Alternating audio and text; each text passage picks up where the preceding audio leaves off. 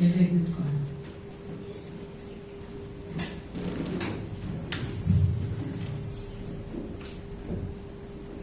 ದೇವರು ಒಳ್ಳೆಯವನಾಗಿದ್ದಾನೆ, ನಮ್ಮನ್ನು ಪ್ರೀತಿಸುವ ಆತನು ನಮ್ಮಲ್ಲಿ ಒಳ್ಳೆಯ ಕಾರ್ಯಗಳು ಮಾಡುವಂತ ದೇವರ ಬಳಿಯಲ್ಲಿ ಬಂದಿದ್ದೇವೆ. ನಾವು ಆರಾಧನೆ ಪ್ರಾರಂಭ ಮಾಡುವಂತೆ ನಮ್ಮ ಸತ್ಯವೇದಗಳನ್ನ ಕೀರ್ತನೆಗಳು 137 ಎಚ್ಚರಿಸಿಕೊಳ್ಳೋಣ. Our God is good. As I come to His presence, let's turn our Bibles to Psalms 132. ಕೀರ್ತನೆಗಳು 132.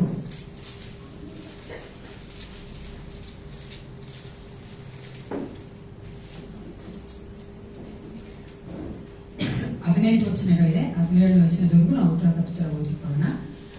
ಕೊನೆಯದಾಗಿ 18ನೇ ವಚನ ನಾವು ಒಟ್ಟಾಗಿ ಓದುವುದಾಗಿದ್ದೇವೆ. ಮೊದಲನೇ ವಚನ ನನ್ನ ಬಲಗಡೆ ಓದಬೇಕಾದ್ರೆ, 2ನೇ ವಚನ ನನ್ನ ಎಡಗಡೆ ಓದಬೇಕು. ಅದೇ ಕೊನೆಯದಾಗಿ 18ನೇ ವಚನ ಒಟ್ಟಾಗಿ ಓದಿಕೊಳ್ಳೋಣ. ದಯವಿಟ್ಟು ಯಾರೆಲ್ಲ ಬೈಬಲ್ ಇಟ್ಕೊಂಡಿದ್ದೀರೋ ಬಾಯಿ ತೆಗೆದು ನೀವು ಆ ಸತ್ಯವೇದನ್ನ ಜೋರಾಗಿ ವಾಕ್ಯಗಳನ್ನ ಓದಬೇಕೆಂದು ನನ್ನ ಪ್ರೀತಿಯಿಂದ ಕೇಳ್ಕೊಳ್ತೇನೆ. ಕೀರ್ತನೆಗಳು 137. ಮೊದಲನೇ ವಚನ ನನ್ನ ಬಲಗಡೆ ಇರುವವರು ಪ್ರಾರಂಭ ಮಾಡಿ.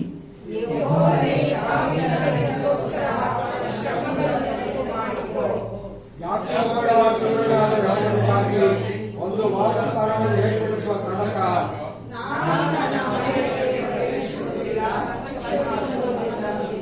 ಕಣ್ಣುಗಳನ್ನು ಮುಚ್ಚುವುದಿಲ್ಲ, ರೆಪ್ಪೆಗಳನ್ನು ಕೂಡಿಸುವುದಿಲ್ಲ.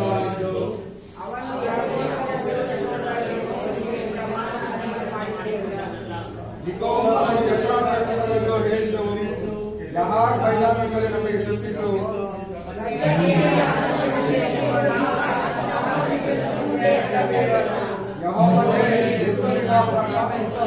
ಮನುಷ್ಯರಲ್ಲಿ ವಾಸಸ್ಥಾನದಲ್ಲಿ ಸೇರೋಣವಾಗಲಿ.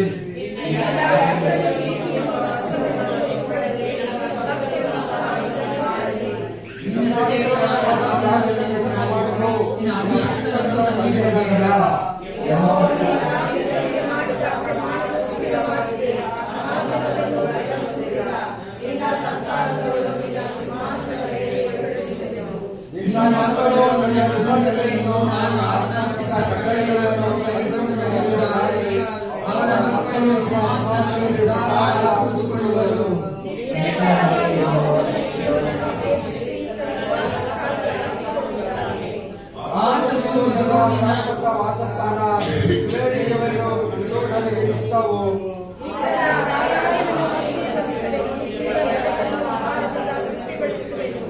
ಯಾಜಕರಿಗೆ ರಕ್ಷಣೆಯ ವಸ್ತ್ರವನ್ನು ಹೊದಿಸುವುದು, ಭಕ್ತರ ಉತ್ಸಾಹದಲ್ಲಿ ಮಾಡುವರು.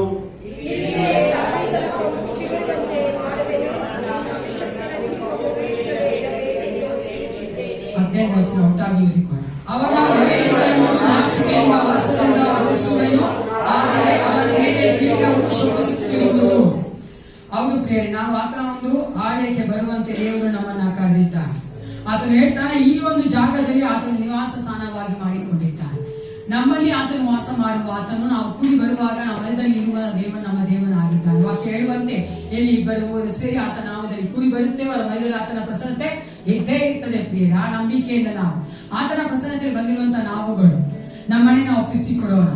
ಜಸ್ಟ್ ಥಿಂಕ್ ಅಂಡ್ ಸಿ, ಆತನ ಹಾಫ್ಫುಲ್ ಆಗಿದ್ದಾನೆ, ಆತನು ಭಯಂಕರ ದೇವನಾಗಿದ್ದಾನೆ. ಆತನು ಮನಸ್ಸು ಮಾಡುವುದಾದ್ರೆ ನಮಗೆ ರಕ್ಷಣೆ ಕೊಡದೆ ನಮ್ಮ ನಾಶ ಮಾಡಬಹುದಾಗಿತ್ತು. ಆದ್ರೆ ಆತನ ಶುದ್ಧ ಕೃಪೆಯಿಂದ ಪ್ರೀತಿಯಿಂದ ನಮಗೆ ರಕ್ಷಣೆ ಕೊಟ್ಟಂತ ದೇವನಾಗಿ ಆತನ ಸನ್ನಿಧಾನಕ್ಕೆ ನಮ್ಮನ್ನು ಕರ್ಕೊಂಡು ಬಂದಿದ್ದಾನೆ. ಅದಕ್ಕಾಗಿ ನಾವು ಎಷ್ಟು ಸ್ತೋತ್ರ ಮಾಡುವುದು ಸಾಲದು ಪ್ರಿಯರೇ. ಕೋಟಿ ಕೋಟಿ ಜನ ಇದ್ದಾರೆ ಈ ಭೂಮಂಡಲದಲ್ಲಿ, ಆದ್ರೆ ನಮ್ಮನ್ನಾದ್ರೂ ಸ್ವಲ್ಪ ಜನ ಆಗಿ ದೇವರು ಆರಿಸಿಕೊಂಡು ಆತನಾಗಿ ಆತನ ಹಂಚಿನಲ್ಲಿ ಆತನ ಆಯದಲ್ಲಿ ಬಂದು ಆತನ ಸ್ತೋತ್ರ ಮಾಡುವಂತೆ ಆತನ ವಾಕ್ಯ ಕೇಳುವಂತ ಒಂದು ಭಾಗ್ಯವನ್ನು ಕೊಟ್ಟಿದ್ದಾನಲ್ಲ. ಅದಕ್ಕಾಗಿ ನಾವು ಆತನ ಎಷ್ಟು ಸ್ತೋತ್ರ ಮಾಡಿದ್ರು ಸಾಲದು. ನಾವು ಕಣ್ಣುಗಳು ಮುಚ್ಚಿಕೊಂಡವರಾಗಿ ಬೇರೆ ಎಲ್ಲಾ ಆಲೋಚನೆಗಳ ಚಿಂತೆಯನ್ನ ಪಕ್ಕಕ್ಕಿಟ್ಟು ಪ್ರಿಯರೇ ಆತನೇ ದೃಷ್ಟಿ ನೋಡುತ್ತಾ, ಏಸಪ್ಪ ನಾನು ನಿನ್ನ ಬಳಿ ಬಂದಿದ್ದೇನೆ, ನಾನು ಬರಿದಾಗಿ ಬಂದಿದ್ದೇನೆ, ನಾನು ತುಂಬಿಸಿಕೊಡು, ನಾನು ನಿನ್ನ ಆರಾಧನೆ ಮಾಡಲು ಆಸೆ ಪಡುತ್ತೇನೆ ಏಸಪ್ಪ, ನಿನ್ನ ಸ್ತೋತ್ರ ಮಾಡಲು ಆಸೆ ಪಡುತ್ತೇನೆ, ನನಗೆ ಬೇಕಾಗಿರೋದ ನಿನ್ನ ಕೃಪೆಯನ್ನ ಬಲವನ್ನ ಕೊಡು. ಹೌದು ಪ್ರಿಯರೇ, ನಮ್ಮಿಂದ ನಾವೇ ಏನು ಮಾಡಲು ಸಾಧ್ಯವಿಲ್ಲ. ಆತನ ಪ್ರಸನ್ನತೆಯಿಂದ ನಾವೇನು ಮಾಡಲು ಸಾಧ್ಯವಿಲ್ಲ ಪ್ರಿಯರೇ. ಆತನ ಪ್ರಸನ್ನತೆಯೇ ನಮ್ಮನ್ನ ಎಲ್ಲರೂ ನಡೆಸುವಂತದ್ದಾಗಿದೆ. ಅದರ ಪ್ರಸನ್ನತೆ ಇರುವಾಗ ನಮ್ಮಲ್ಲಿರುವಂತ ಎಲ್ಲ ರೋಗಗಳನ್ನ ದೇವರು ಮುರಿಯುವಂತ ದೇವನಾಗಿದ್ದಾನೆ. ಆದ್ದರಿಂದ ನಾವು ಹೃದಯ ಪೂರ್ವಕವಾಗಿ ಆತನ ಪ್ರಾರ್ಥನೆ ಮಾಡಿಕೊಳ್ಳೋಣ. ಕೇಳಿ ಪ್ರಿಯರೇ, ಎಸಪ್ಪ ನಾನು ನಿನ್ನನ್ನೇ ಪ್ರೀತಿ ಮಾಡುತ್ತೇನೆ, ನಿನ್ನ ಬಳಿಗೆ ಬಂದಿದ್ದೇನೆ, ನನ್ನ ಈ ಆರಾಧನೆಯ ಸಮಯದ ನಡೆಸಿಕೊಡು, ವಾಕ್ಯ ಭಾಗ್ಯದಲ್ಲಿ ನಡೆಸಿಕೊಡು. ನೀನೇ ನಮ್ಮೊಂದಿಗಿದ್ದು ನಾವು ಏನು ಕಲಿಯಬೇಕೆಂದು ನಮ್ಮನ್ನು ಕರ್ಕೊಂಡು ಬಂದಿದ್ದೆವು. ನಾವು ಯಾವ ರೀತಿಯಲ್ಲಿ ಆರಾಧನೆ ಮಾಡಬೇಕು, ಸ್ತೋತ್ರ ಮಾಡಬೇಕೆಂದು ಕರ್ಕೊಂಡು ಬಂದಿದ್ದೆವು. ಆ ಒಂದು ಕಾರ್ಯಗಳನ್ನ ಮಾಡಿಕೊಳ್ಳಿ ಸಪ್ಪ ಅಂತ ಪ್ರಾರ್ಥನೆ ಮಾಡಿಕೊಂಡಿದ್ದೀವಿ. ಹೌದು ಕರ್ತ, ಈ ಸಪ್ಪ ನಾವು ನಾವಾಗಿ ಬಂದಿಲ್ಲ ಕರ್ತ, ಆಕಸ್ಮಿಕವಾಗಿ ನಾವು ರಕ್ಷಣೆಗೆ ಬಂದಿಲ್ಲ ದೇವ. ನಿನ್ನ ಒಂದು ಅನಾದಿಕಾದ ತೀರ್ಮಾನದ ಹಾಗೆ ನಿನ್ನ ಒಂದು ಕರ್ತನೆ, ಶಾಶ್ವತವಾದ ಪ್ರೇಮದಿಂದ ಕರ್ತನೆ ನಮ್ಮ ನಿನ್ನ ಒಂದು ಮಕ್ಕಳಾಗಿ ಮಾಡಿಕೊಂಡಿದ್ದಿ ದೇವಾಯು ಸನ್ನಿಧಾನಕ್ಕೆ ಬರುವಂತ ಒಂದು ಕೃಪೆಯನ್ನ ದಯೆಯನ್ನ ಕೊಟ್ಟಿದ್ದೆಲ್ಲ ದೇವ. ಈ ಒಂದು ವಿಶೇಷವಾದ ಸಮಯದಲ್ಲಿ ನಮ್ಮನೆ ತಗ್ಗಿಸಿ ಒಪ್ಪಿಸಿಕೊಳ್ಳುತ್ತೇವೆ. ನಿನ್ನ ಮೊದಲೇ ಮಹಿಮೆ ಹೊಂದಿಕೊಳ್ಳುವಂತೆ ನಾವು ಮಾಡುವಂತಹ ಸ್ತೋತ್ರ ಸಿಂಹಾಸನಗಳ ನೀನು ಕಥನ ಆಸಿನ ರೂಢನಾಗಿ ನಮ್ಮ ಮಧ್ಯೆ ಬರುವಂತೆ ರಾಜ ನಾವೆಲ್ಲರನ್ನ ಅಭಿಷೇಕಿಸಿ ನಡೆಸಿಕೊಂಡು ಪ್ರತಿ ಒಂದೊಂದು ಭಾಗದಲ್ಲೂ ಕರ್ತ ನೀನು ಮೆಚ್ಚುವಂತೆ ನಾವು ನಡೆದುಕೊಳ್ಳುತ್ತೇವೆ. ಬೇಕಾದ ಕೃಪೆಯನ್ನು ಕೊಡು. ನಿನ್ನ ಒಂದು ಮಹಿಮೆಯಿಂದ ನಮ್ಮನ್ನು ತುಂಬಿಸಿಕೊಂಡು ನಡೆಸಿಕೊಳ್ಳಬೇಕೆಂದು ಯೇಸು ಕ್ರಿಸ್ತನ ನಾಮದಲ್ಲಿ ಪ್ರಾರ್ಥಿಸುತ್ತೇನೆ. ಒಳ್ಳೆಯ ಪಿತನೇ, ನಾವು ಆತನ ಆರಾಧನೆ ಮಾಡಿ ಪ್ರಾರಂಭಿಸುವಂತೆ ಮೊಟ್ಟ ಮೊದಲಾಗಿ ಯೇಸು ಕ್ರಿಸ್ತನು ಆತನೊಬ್ಬನೇ, ಆ ದೇವರೊಬ್ಬನೇ, ನಮ್ಮ ದೇವರೊಬ್ಬನೇ ಮನುಷ್ಯರ ಮನದಲ್ಲಿ ವಾಸ ಮಾಡುವುದಕ್ಕಾಗಿ ಪರಲೋಕವನ್ನು ಬಿಟ್ಟು ಬಂದ ದೇವರಾಗಿದ್ದಾನೆ. ಅಂತ ದೇವರಿಗೆ ನಾವು ಈಗ ಮನುಷ್ಯರ ಮಧ್ಯದಲ್ಲಿ ವಾಸ ಮಾಡುವವರೆಂಬ ಒಂದು ಹಾಡಿನ ಮೂಲಕವಾಗಿ ನಾವು ಆತನಿಗೆ ಆರಾಧನೆಯನ್ನು ಪ್ರಾರಂಭ ಮಾಡಿಕೊಳ್ಳೋಣ.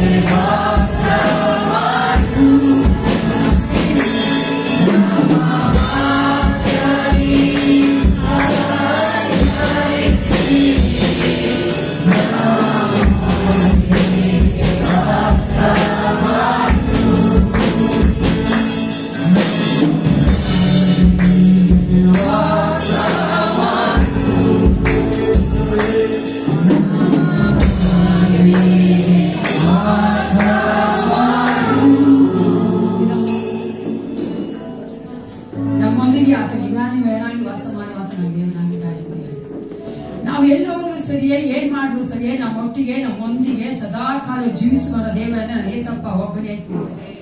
ಮನುಷ್ಯ ನಮ್ಮನ್ನ ಅರ್ಧಕ್ಕರ್ಧ ಕೈ ಬಿಟ್ಬಿಡ್ಬೋದು, ಆದ್ರೆ ನಾನು ಏಸಪ್ಪ ಒಂದು ಕಾಲಕ್ಕೂ ಕೈ ಬಿಡದೆ ಕೊನೆವರೆಗೂ ಕರೆದಂತ ದೇವರ ನಂಬಿಗಸ್ತನಾಗಿ ನಮ್ಮನ್ನು ಕರೆದಂತ ದಿನದಿಂದ ನಮ್ಮನ್ನು ಈ ಲೋಕದಲ್ಲಿ ಹುಟ್ಟಿಸಿದಂತ ದಿನದಿಂದ ಅದಕ್ಕಿಂತ ಮುಂಚೆ ಆಗ್ತಂತ ದೇವರಾಗಿ ನಾವು ಆತ ನಿತ್ಯಕ್ಕೆ ಸೇರುವವರೆಗೂ ನಮ್ಮೊಂದಿಗಿರುವಂತ ಆತನ ಒಂದು ಪ್ರಸನ್ನತೆ, ಅದು ಅದ್ಭುತವಾದ ಪ್ರಸನ್ನತೆ. ಅಂತಹ ದೇವರು ನಾವು ನೋಡ್ತೇವಲ್ಲ, ಭಕ್ತರು ನಾವೇಂತ ಕರೀತಾರೆ, ಈಶ್ವರ ನೋಡಿದೀನಿ ಕೆಲವರು ನನ್ನ ಬಂಗಾರು ಅಂತ ಕರೀತಾರೆ, ನೋಡಿದ್ಯಾ? ಹಾಗೆ ನಾವು ನಮ್ಮ ಏಸಪ್ಪನ ಹೇಳೋಣ, ನಿನ್ನ ನಾಮ ಬಂಗಾರವಾದದ್ದು ಅಲ್ವಾ ನನ್ನ ಪ್ರಿಯ ಯೇಸುವೆ, ನೀ ಎಷ್ಟು ಸುಂದರ, ಬಾಲ ಬಂಗಾರ, ನನ್ನ ಬಾಲ ಬಂಗಾರ ಎಂಬ ಹಾಡಿನ ಮೂಲಕವಾಗಿ ಆತನಿಗೆ ನಾವು ಮಹಿಮೆ ಸಲ್ಲಿಸೋಣ.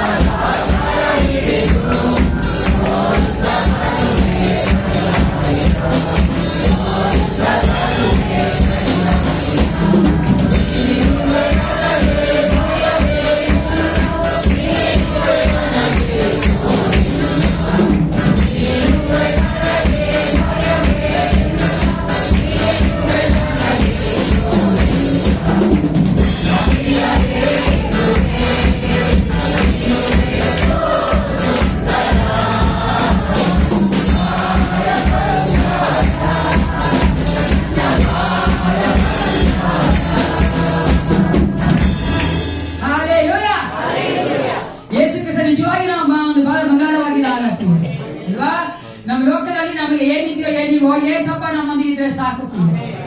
ಎಲ್ಲವೂ ಇದ್ದಂತೆ. Because he is everything in everyone. ಆದ್ರೆ ಎಲ್ಲರಲ್ಲೂ ಎಲ್ಲವಾಗಿ ನಮ್ಮೊಂದಿಗೆ ಇರುವಾತನಾಗಿದ್ದಾನೆ. ನೀವು ಸಮಯದಲ್ಲೆಲ್ಲರೂ ಕೂತ್ಕೊಂಡವರ ಈಗ ತಾನೇ ಓದಿದಂತ ವಾಕ್ಯಗಳನ್ನು ನೋಡುತ್ತೇವೆ. ಕೀರ್ತನೆಗಾರನು ದಾವೀದನು ಈ ರೀತಿಯಾಗಿ ಹೇಳ್ತಾನೆ, ಬನ್ನಿರಿ ಆತನ ಮಂದಿರಕ್ಕೆ ಹೋಗಿ ಆತನ ಪಾದ ಪೀಠದ ಮುಂದೆ ಅಡ್ಡ ಬೀಳೋಣ. ನಾವು ಆತನ ಮುಂಭಾಗದ ಅಡ್ಡ ಬಿದ್ದು ಏನ್ ಹೇಳ್ತೀವಿ ಅಂದ್ರೆ, ಏಸಪ್ಪ ನೀನೇ ನಮಗೆ ಎಲ್ಲವೂ, ಯಾರೇ ಕೈ ಬಿಟ್ಟು ನೀ ನಮ್ಮನ್ನ ಕೈ ಬಿಡದೆ ಎಲ್ಲಾ ಪರಿಸ್ಥಿತಿಯನ್ನು ನಮ್ಮನ್ನ ನಡೆಸಿಕೊಂಡು ಹೋಗುತ್ತಿ ಎಂಬ ಒಂದು ಭರವಸೆ ನಮಗಿದೆ ಅಂತ ಆ ಒಂದು ಭರವಸೆಯಿಂದ ನಂಬಿಕೆಯಿಂದ ಆತನ ಮುಂದೆ ಅಡ್ಡ ಬಿದ್ದು ಈ ಹಾಡು ಆಡಿಕೊಳ್ಳೋಣ. ಒಂದು ತೆಲುಗು ಹಾಡು ನಾವು ಆಡಿ ದೇವರಿಗೆ ನಾವು ಮಹಿಮೆಪಡಿಸೋಣ.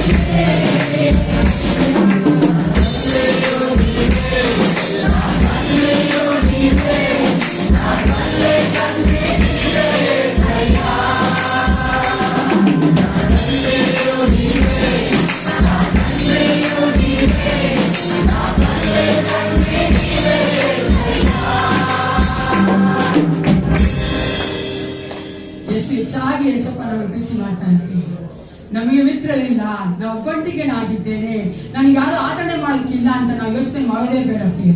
ಆತನು ನಮ್ಮ ಪಕ್ಕದಲ್ಲಿಯೇ ಯಾವಾಗಿರುವ ಆತನಾಗಿದ್ದಾನೆ. ನಮಗೆ ಪಕ್ಕ ಬಲವಾಗಿ ನಮ್ಮೊಳಗೆ ವಾಸ ಮಾಡುವಂತ ಇಮ್ಯಾನ್ಯುಯಲ್ ನಮಗೆ ಬೇಕಾದಂತ ಆದರಣೆನ ಆತನು ಕೊಡುತ್ತಾನೆ. ನಮ್ಗೆ ಅವರಿಲ್ಲ, ಇವರಿಲ್ಲ, ಆ ಪ್ರೀತಿ ಇಲ್ಲ, ಈ ಪ್ರೀತಿ ಇಲ್ಲ, ಇಷ್ಟಪಡ್ತಾ ಇದ್ರೆ ಅನ್ಕೋಲೇಬಾರದು ವಿಶ್ವಾಸಿಗಳು.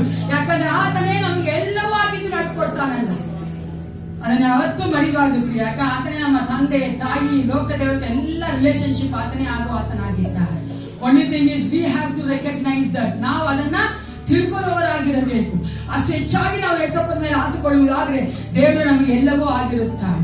ಆದ್ದರಿಂದ ಭಕ್ತನ ಈ ರೀತಿಯಾಗಿ ಹೇಳ್ತಾನೆ, ನೀವೇ ನನ್ನ ಪ್ರಾಣವು, ನೀವೇ ನನ್ನ ಜೀವವು, ನೀವೇ ನನ್ನ ಮಾರ್ಗವು, ನೀವೇ ನನ್ನ ಸರ್ವವೂ ಆಗಿದ್ದಿ ಯೇಸಪ್ಪ.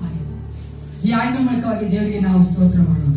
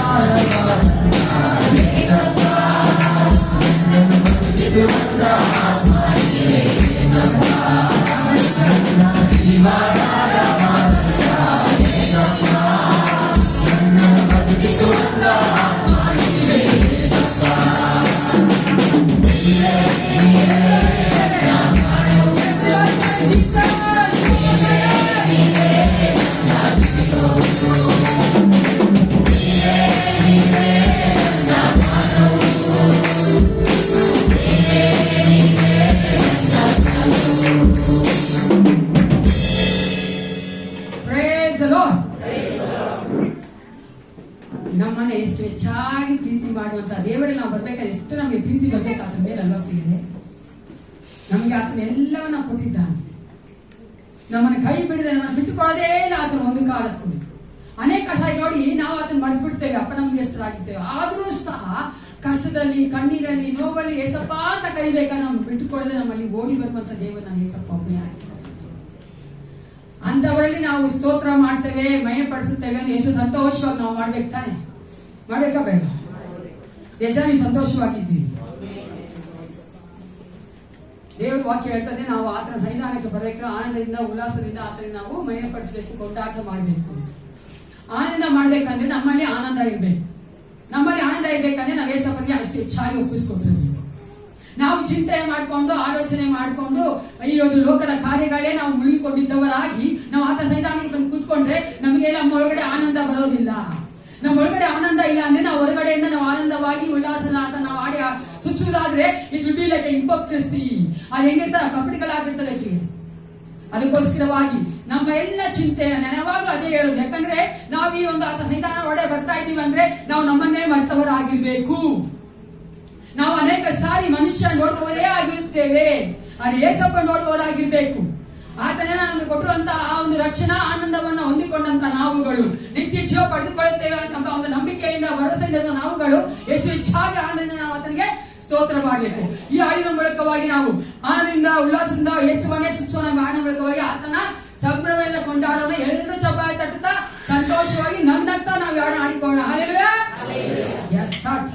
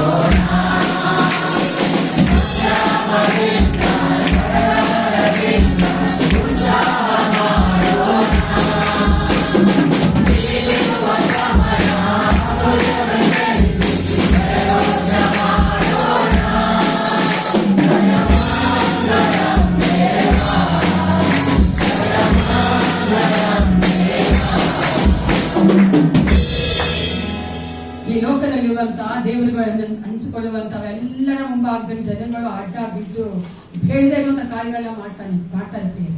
ಆದ್ರೆ ನಮ್ಮ ಏಸಪ್ಪ ಒಬ್ಬನೇ ಸ್ತುತಿ ಸ್ತೋತ್ರ ಗಣ ಮಾನ ಮಹಿಮೆಗೆ ಆರಾಧನೆ ಯೋಗ್ಯನೊಬ್ಬನೇ ಆಗಿದ್ದಾನೆ. ಆದ್ರ ಮುಂಭಾಗ ನಾವು ಎಷ್ಟು ಆಡಿ ಕೂದ್ರು ಸಾಲದು, ಎಷ್ಟು ನಾವು ಸ್ತೋತ್ರ ಮಾಡೋದು ಸಾಲದು, ನಾವು ಎಷ್ಟು ಹೆಚ್ಚಾಗಿ ಆತನಿಗೆ ಬಾಯಿದಾಗಿ ಸ್ತೋತ್ರ ಮಾಡೋದು ಸಾಲದು ಅಲ್ವಾ. ಆತನೊಬ್ಬನೇ ಯೋಗ್ಯನು, ಆತನೊಬ್ಬನೇ ಸೃಷ್ಟಿಕರ್ತನು, ಆತನೊಬ್ಬನೇ ನಮಗಾಗಿ ಜೀವ ಕೊಟ್ಟಂತ ದೇವರು, ನಮ್ಮನ್ನು ಕರೆದಂತ ದೇವರು. ಆತ ಅನಾಥರಾಗಿ ನಮ್ಮ ಬಿಡಿಲ್ಲ ಪ್ರಿಯರೇ, ನಮ್ಮೊಂದಿಗೆ ನಮ್ಮ ಹೊರಗಡೆ ವಾಸವಾದಕ್ಕಾಗಿ ಪರಿಶುದ್ಧಾತ್ಮ ನಮಗಾಗಿ ಕಳಿಸಿಕೊಟ್ಟಿದ್ದಾನೆ. ಆತ ಎಷ್ಟು ಹೆಚ್ಚಾಗಿ ನಮ್ಮನ್ನ ಅದ್ಭುತವಾಗಿ ಅದರ ಮಾರ್ಗದಲ್ಲಿ ನಡೆಸಿಕೊಂಡು ಬರ್ತಾ ಇದ್ದಾನೆ.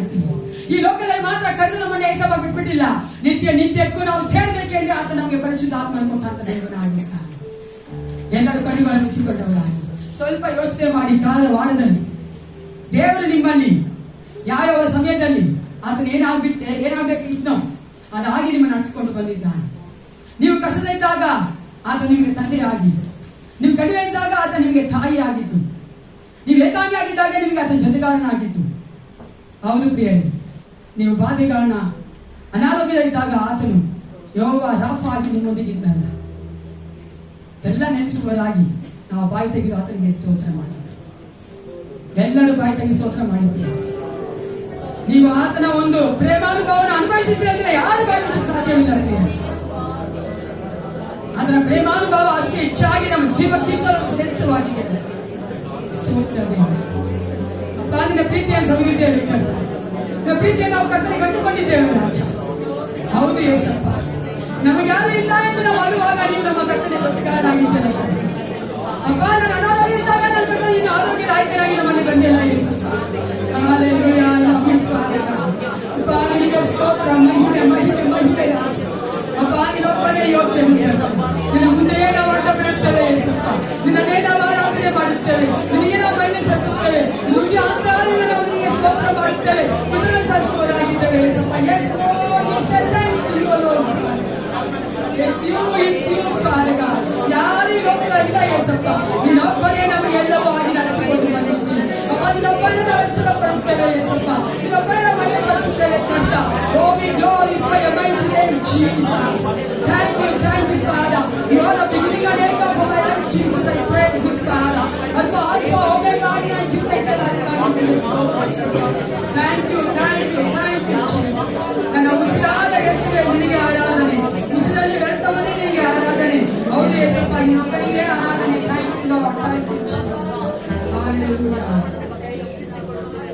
ಉಸಿರಾದ ಯೇಸುವೆ ಆರಾಧನೆ,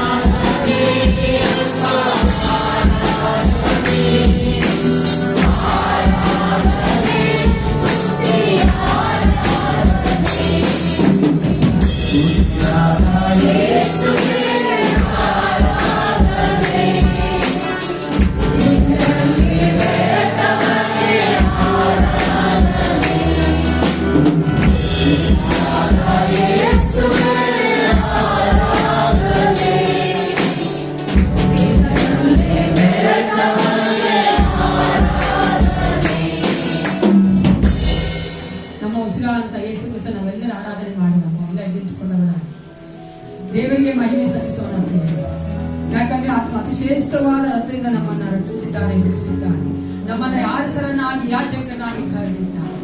ನಾವು ಆತನ ಮುಂಭಾಗ ನಮ್ಮನ್ನೇ ನಾವು ಒಪ್ಪಿಸಿಕೊಟ್ಟು ಅಡ್ಡ ಬಿದ್ದವರಾಗಿ ನಮ್ಮ ಹೃದಯಗಳ ಆತನ ಮುಂದೆ ಅಡ್ಡ ಬೀಳಬೇಕು. ಅದೇ ನಾವು ತೋರಿಸುವಂತ ಆರಾಧನೆ. ನಾವು ಹೇಳ್ತಾ ಇದ್ದೀವಿ ಸಂಭ ನಾವೇನು ಅಲ್ಲ, ನೀನೇ ಎಲ್ಲವೇ ಅಂತ ಆತನ ಮುಂದೆ ಅಡ್ಡ ಬೀಳುವಂತ. ನಮ್ಗೆ ಬೇರೆ ಯಾರು ದಿಕ್ಕು ಇಲ್ಲ, ನೀನೊಬ್ಬನೇ ದಿಕ್ಕು ಅಂತ ನಾವು ಅಡ್ಡ ಬೀಳುವಂತ ಹೋಗ್ತೀವಿ. ಅದೇ ಆರಾಧನೆ ಆಗಿದೆ. ಇವಾಗ ಸಮಯದಲ್ಲ ಆತನಿಗೆ ಆರಾಧನೆ ಮಾಡುವಂತೆ ನಾವು ಹಾಡು ಹೇಳುವಾಗಲೇ ನಮ್ಮ ಹೃದಯಗಳು ಆತನ ಮುಂಭಾಗದಲ್ಲಿ ಅಡ್ಡ ಬೀಳಲಿರ್ತೇವೆ. ನಾವು ಯಾರು ಆಡ್ಬೇಕಾದ್ರೆ ನಾವು ಅರ್ಥ ಮಾಡಿಕೊಂಡವರಾಗಿ ಎಲ್ಲ ಸ್ತುತಿ ಸ್ತೋತ್ರ ಗಣ ಮಾನ ಮಹಿಮೆಯನ್ನು ಆತನಿಗೆ ಸಲ್ಲಿಸುವಂತೆ ನಮ್ಮನ್ನೇ ನಾವು ಆತನ ಮುಂಭಾಗದ ಸಾಷ್ಟಾಂಗ ವೇದಿಗೆ ಆತನ ಆರಾಧನೆ ಮಾಡೋಣ.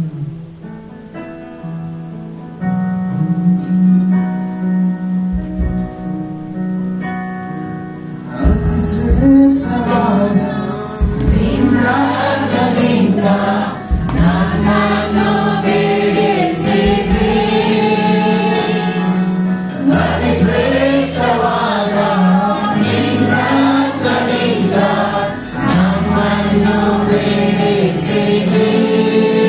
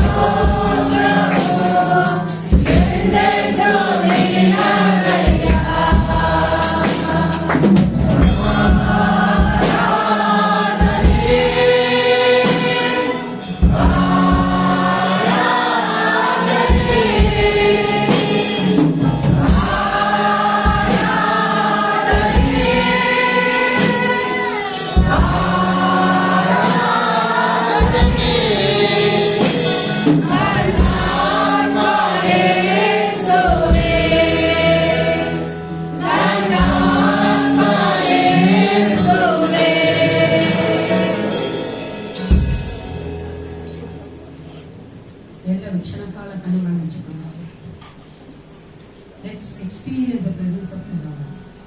ಕರ್ತನ ಒಂದು ಪ್ರಸನ್ನತೆಯನ್ನು ನಾವು ಗ್ರಹಿಸುವಂತೆ ಆತನ ವಾಗ್ದಾನಕ್ಕೆ ಸರಿಯಾಗಿ ನಡೆಯುವಂತ ದೇವನಾಗಿದ್ದಾನೆ. ನಾವೆಲ್ಲರೂ ಆತನ ನಾಮದಲ್ಲಿ ಕೂಡಿ ಬರುವಾಗ ನಮ್ಮ ಮಧ್ಯದಲ್ಲಿ ಆತನ ಪ್ರಸನ್ನತೆ ಇದ್ದಾಗಿದೆ. ದೇವರ ವಾಕ್ಯ ಹೇಳುವಂತೆ ಆತನ ಸನ್ನಿಧಾನಕ್ಕೆ ಭಯಭಕ್ತಿಯಿಂದ ಬನ್ನಿ, ನಡುಗುವವರಾಗಿ ಆತನ ಸನ್ನಿಧಾನಕ್ಕೆ ಬನ್ನಿರಿ. ದೇವ ವಾಕ್ಯ ಹೇಳ್ತಿದೆ. Let's honour his presence.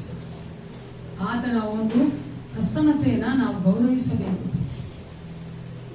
ಆತನ ಮೇಲೆ ನೋಡುವಂತ ದೇವನಲ್ಲ, ನಮ್ಮ ಹೃದಯಗಳ ಮನಸ್ಸುಗಳು ನೋಡುವಂತ ದೇವನಾಗಿದ್ದಾನೆ.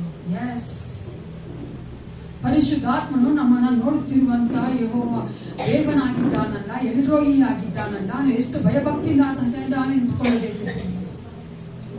ನಮ್ಮ ಹೃದಯಗಳಲ್ಲಿ ಪಾಪವಿರಬಾರದು, ಮನಸ್ಸುಗಳಲ್ಲಿ ಪಾಪದ ಆಲೋಚನೆಗಳು ಇರಬಾರದು ಪ್ರಿಯ. ಈ ಲೋಕವನ್ನೇ ನೋಡುವಂತ ಮಕ್ಕಳಾಗಿ, ಲೋಕವೇ ಗತಿ ಎಂಬ ಒಂದು ಮನೋಭಾವದಿಂದ ನಾವು ಜೀವಿಸುವಂತ ಮಕ್ಕಳಾಗಿರಬಾರದು ಪ್ರಿಯ.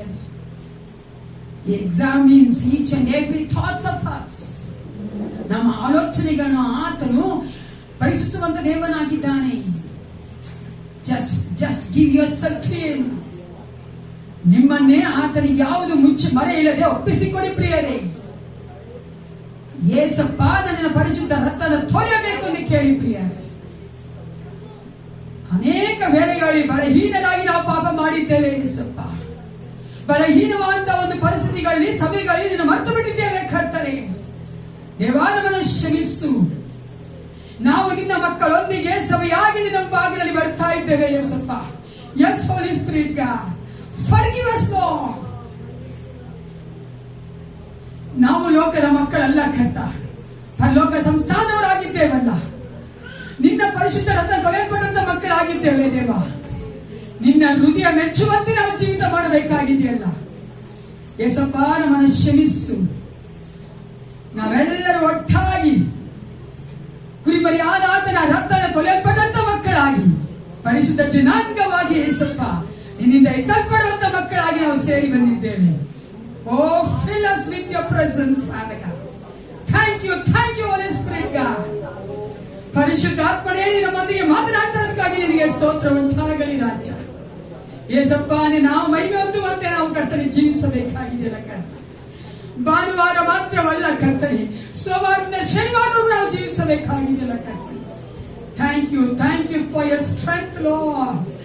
ಅಪ್ಪ, ನಿನ್ನ ಬಲವೇ ನಮ್ಮ ನಡೆಸ್ತಾ ಇರೋದಕ್ಕಾಗಿ ನಿನಗೆ ಸ್ತೋತ್ರ. ನಿನ್ನ ಕೃಪೆಯನ್ನು ನಾವು ಅಸಡೆ ಮಾಡದಂತೆ ಕರ್ತನೆ.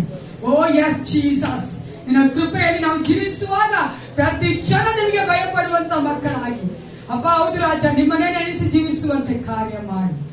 ಈ ಆರಾಧನೆ ಹೊಂದಿಕೊಳ್ಳೋದಕ್ಕಾಗಿ ನಿನಗೆ ಸ್ತೋತ್ರ. ಯೇಸು ಕ್ರಿಸ್ತನ ನಾಮದಲ್ಲಿ ಪ್ರಾರ್ಥಿಸ್ತೇನೆ, ಒಳ್ಳೆಯ ಪಿತನೇ.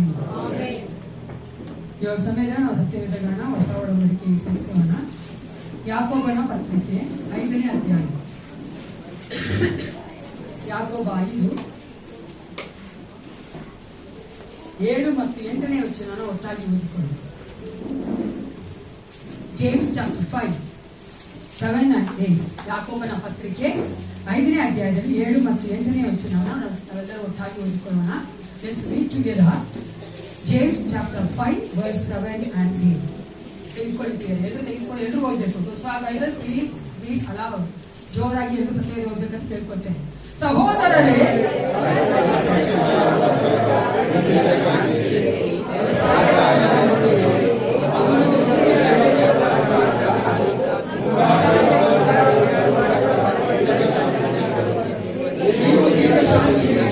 ನಿಮ್ಮ ಹೃದಯಗಳನ್ನು ದೃಢಪಡಿಸಿಕೊಳ್ಳಿ, ಕರ್ತನ ಪ್ರತ್ಯಕ್ಷತೆಯು ಆಗಿದೆ. ಆಮೆನ್. ಎಲ್ಲರೂ ಕೂತ್ಕೊಂಡವರಾಗಿ ಸಂದೇಶಬೇಕಾದ್ರೆ ಕಾಯ್ದೆ ಸಮಯ.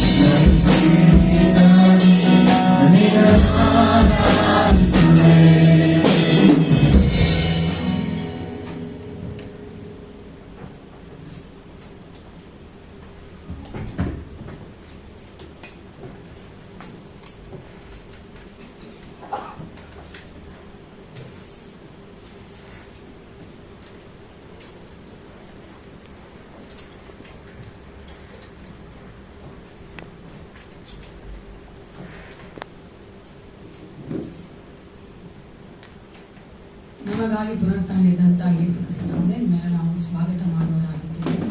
ಈ ವಾರದಲ್ಲಿ ಜನ್ಮ ಆಚರಿಸಿಕೊಂಡವರು ಮದುವೆ ಆಚರಿಸಿಕೊಂಡು ಇರುವುದಾದರೆ ದಯವಿಟ್ಟು ನಿಂತ್ಕೊಳ್ಳಿ. In this week, if anyone is going to celebrate the birthdays and the marriages, please stand up. ಆಡಿ ಒಂದು ಗಂಡ ಅಂತ ನಿಂತ್ಕೊಂಡಿದ್ದಾರೆ, ಅವ್ರು ಹಿಂದೆ ಇದ್ದಾರೆ, ಕಾಣಿಸ್ತಿಲ್ಲ.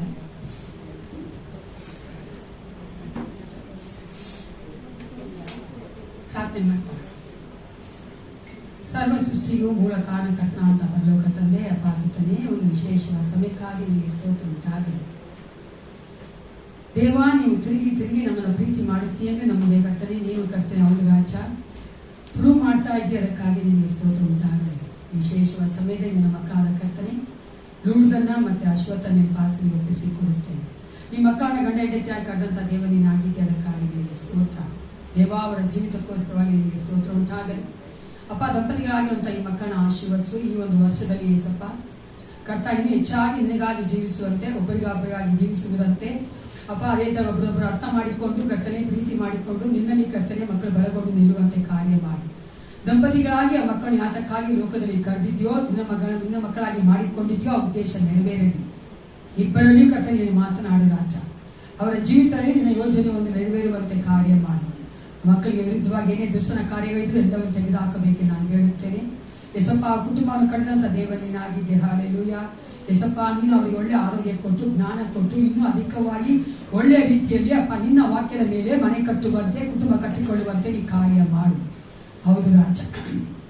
ಅಪ್ಪ ಯೇಸಪ್ಪ, ಈ ಸಮಯದಲ್ಲಿ ಅದೇ ರೀತಿಯಾಗಿ ಕರ್ತನೆ ಅಪ್ಪ ನಾವು ಕೊಟ್ಟಿರುವಂತ ಈ ಒಂದು ಕರ್ತನೆ ಕಾರ್ಯಗಳನ್ನ ದಶಭಾಗಗಳನ್ನ ಆಶೀರ್ವದಿಸು ಕರ್ತ. ಅಪ್ಪ, ಇದು ನಿನ್ನದಾಗಿದೆ ಕರ್ತನೆ. ನಿನ್ನ ಒಂದು ಯೋಜನೆಯಂತೆ ಈ ಒಂದು ಕರ್ತನೆ ಹೌದು ಏಸಪ್ಪ ಕಾಣಿಕೆಗಳು ದಶಭಾಗಗಳು ಖರ್ಚಾಗುವಂತೆ ಹೌದು ಏಸಪ್ಪ ಅದನ್ನ ಒಂದು ಕೃಪೆಯನ್ನು ತುಂಬಿಸಿ ಜ್ಞಾನ ಕೊಟ್ಟು ನಡೆಸಿಕೊಡು. ಅದೇ ರೀತಿಯಾಗಿ ಕೊಟ್ಟಿರುವಂತ ನಾವು ಪ್ರತಿಯೊಬ್ಬೊಬ್ಬರನ್ನ ಆಶೀರ್ವದಿಸು ಕರ್ತ. ಹೌದು ರಾಜ, ಕೊಟ್ಟಿರುವಂತ ನಾವು ಕರ್ತನೆ ನಿನ್ನಿಂದ ಕರ್ತನೆ ಆಶೀರ್ವಾದ ಹೊಂದಿಕೊಂಡವರಾಗಿ ಯಾವ ಆರ್ಥಿಕ ಕರ್ತನೆ ಬಿಕ್ಕಟ್ಟಿಲ್ಲದೆ ಇಕ್ಕಟ್ಟಿಲ್ಲದೆ ಕರ್ತನೆ ನಾವು ಕರ್ತನೆ ಸಂತೋಷವಾಗಿ ಸುಖವಾಗಿ ಈ ಒಂದು ಲೋಕದಲ್ಲಿ ಜೀವಿಸಬೇಕಾ ಅಂತ ನಿನ್ನ ಒಂದು ಕೃಪೆ ಕೊಟ್ಟು ನಡೆಸಬೇಕೆಂದು ಮತ್ತೊಂದಾವರ್ತಿ ವಿಜ್ಞಾಪನೆ ಪಾಚನೆಗೆ ಒಪ್ಪಿಸಿಕೊಳ್ಳುತ್ತಾ ಯೇಸು ಕ್ರಿಸ್ತನ ನಾಮದಲ್ಲಿ ಪ್ರಾರ್ಥಿಸ್ತೇನೆ. ಒಳ್ಳೆಯ ಪಿತನೇ.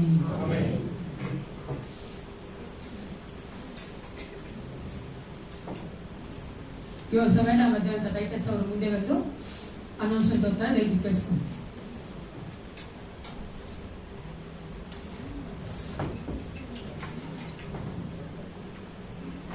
ಈ ವಾರದ ಪ್ರಕಟಣೆಗಳು ಮಂಗಳವಾರ ಮತ್ತು ಬುಧವಾರ ಸಾಯಂಕಾಲ ಮನೆಗಳಲ್ಲಿ ಪ್ರಾರ್ಥನೆ ಇರುತ್ತದೆ. ಸೊ ಇವತ್ತು ಈ ವಾರದಲ್ಲಿ ಯಾರ ಮನೆಯಲ್ಲಿ ಪ್ರಾರ್ಥನೆ ಬೇಕು ಎಂಬುದಾಗಿ ನೀವು ಇಚ್ಛೆ ಪಡೋದಾದ್ರೆ ಸಭೆಯಾದ ನಂತರ ಹೆಸರು ಕೊಡಬೇಕಾಗಿ ನಾನು ಕೇಳ್ಕೊಂತೇನೆ. ನಾವು ನಿಮ್ಮ ಮನೆಗೆ ಬಂದು ಪ್ರಾರ್ಥಿಸುವಂತವರಾಗಿದ್ದೇವೆ. ಶುಕ್ರವಾರ ಸಾಯಂಕಾಲ ಸಭೆಯಲ್ಲಿ 7:00 ಬೈಬಲ್ ಸ್ಟಡಿ ಇರುತ್ತದೆ ಮತ್ತು ಶನಿವಾರ ಸಾಯಂಕಾಲ ಹಾಡಿನ ಅಭ್ಯಾಸ ಇರುತ್ತದೆ. ಹಾಡಿನ ತಂಡದವರು ಬಂದು ಸಿದ್ಧತೆ ಮಾಡ್ಕೊಳ್ಬೇಕಾಗಿ ಕೇಳ್ಕೊಳ್ತೇನೆ. ಮತ್ತು ಬರುವ ಭಾನುವಾರ ಬೆಳಗಿನ ಜಾವ 8:00 ಸಭೆಯಲ್ಲಿ ಆರಾಧನೆ ಇರುತ್ತದೆ. ಇವತ್ತು ಸಭೆಯಾದ ನಂತರ ಯವನಸ್ಥರ ಒಂದು ಸೆಮಿನಾರ್ ಇರುತ್ತದೆ. ಸೊ ಎಲ್ಲ ಯವನಸ್ಥರು ಇವತ್ತು ಸಭೆಯಾದ ನಂತರ ನೀವು ಇಲ್ಲೇ ಇರಬೇಕಾಗಿ ನಾನು ಕೇಳ್ಕೊಂತೀನಿ.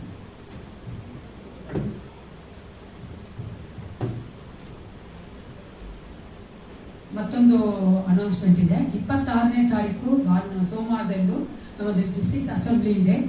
ಅದಕ್ಕಾಗಿ ನೀವೆಲ್ಲರೂ ಪ್ರಾರ್ಥನೆ ಮಾಡ್ಕೊಳ್ಬೇಕಂತ ನಾವು ಕೇಳ್ಕೊಳ್ತೇವೆ. ದೇವರು ತಾನೇ ಆತನ ಆಲೋಚನೆಯಂತೆ ಡಿಸ್ಟ್ರಿಕ್ಟ್ ಸೂಪರಿಂಟೆಂಡೆಂಟ್ ಅನ್ನ ನಾವು ಆರಿಸಿಕೊಳ್ಳಬೇಕಾಗಿದೆ. ಅದನ್ನು ದೇವರೇ ಮಾಡಬೇಕು. ಅದಕ್ಕೋಸ್ಕರವಾಗಿ ನಾವು ನಾಲ್ಕನೇ ಸಭೆಗೆ ಸೇರುವವರಾಗಿದ್ದೇವೆ. ಆಮೇಲೆ ಗೊತ್ತಾ ನಿಮಗೆ ಜೋರಾಗಿ ಆಮೇಲೆ ಏನು ಈ Pentecost assemblies of god church ಈ ತರ ಕೊಟ್ಟಿದ್ದಾರೆ. ಆಮೇಲೆ ಅರ್ಥ ಅಂದ್ರೆ ಹೌದು ಅಂತ ಅರ್ಥ ಅಲ್ವಾ? ಅದಕ್ಕಾಗಿ ನಾವೆಲ್ಲರೂ ಪ್ರಾರ್ಥನೆ ಮಾಡುವಂತ ಅಂಗಿನ ಇದ್ದೇವೆ. ಇವು ಪ್ರಾರ್ಥನೆ ಮಾಡಬೇಕು. ಯಾಕಂದ್ರೆ ಈ ಒಂದು ಸೌತ್ ಕರ್ನಾಟಕಕ್ಕೆ ಒಂದು ದಿವಸನ ಆ ದಿನ ಆರಿಸಿಕೊಳ್ತಾರೆ. ದೇವರು ತಾನೇ ತನ್ನ ಆಲೋಚನೆಯಂತೆ ಆರಿಸಿಕೊಳ್ಳುವಂತೆ ಆ ಒಂದು ಸಮಯಗಳನ್ನ ದೇವರ ಕೈಗೆ ಒಪ್ಪಿಸಿಕೊಟ್ಟವರಾಗಿ ನಾವು ಪ್ರಾರ್ಥನೆ ಮಾಡ್ಕೊಳ್ಳೋಣ. ಈ ಒಂದು ಸಮಯದಲ್ಲಿ ಮಧ್ಯೆ ಮೋಹನ್ ರಾಜ್ ಅವರು ಮುಂದೆ ಬಂದು ನಮಗೆ ಮಾತು ಹಂಚಿಕೊಂಡು ಹೇಳ್ಕೊಳ್ತಾರೆ.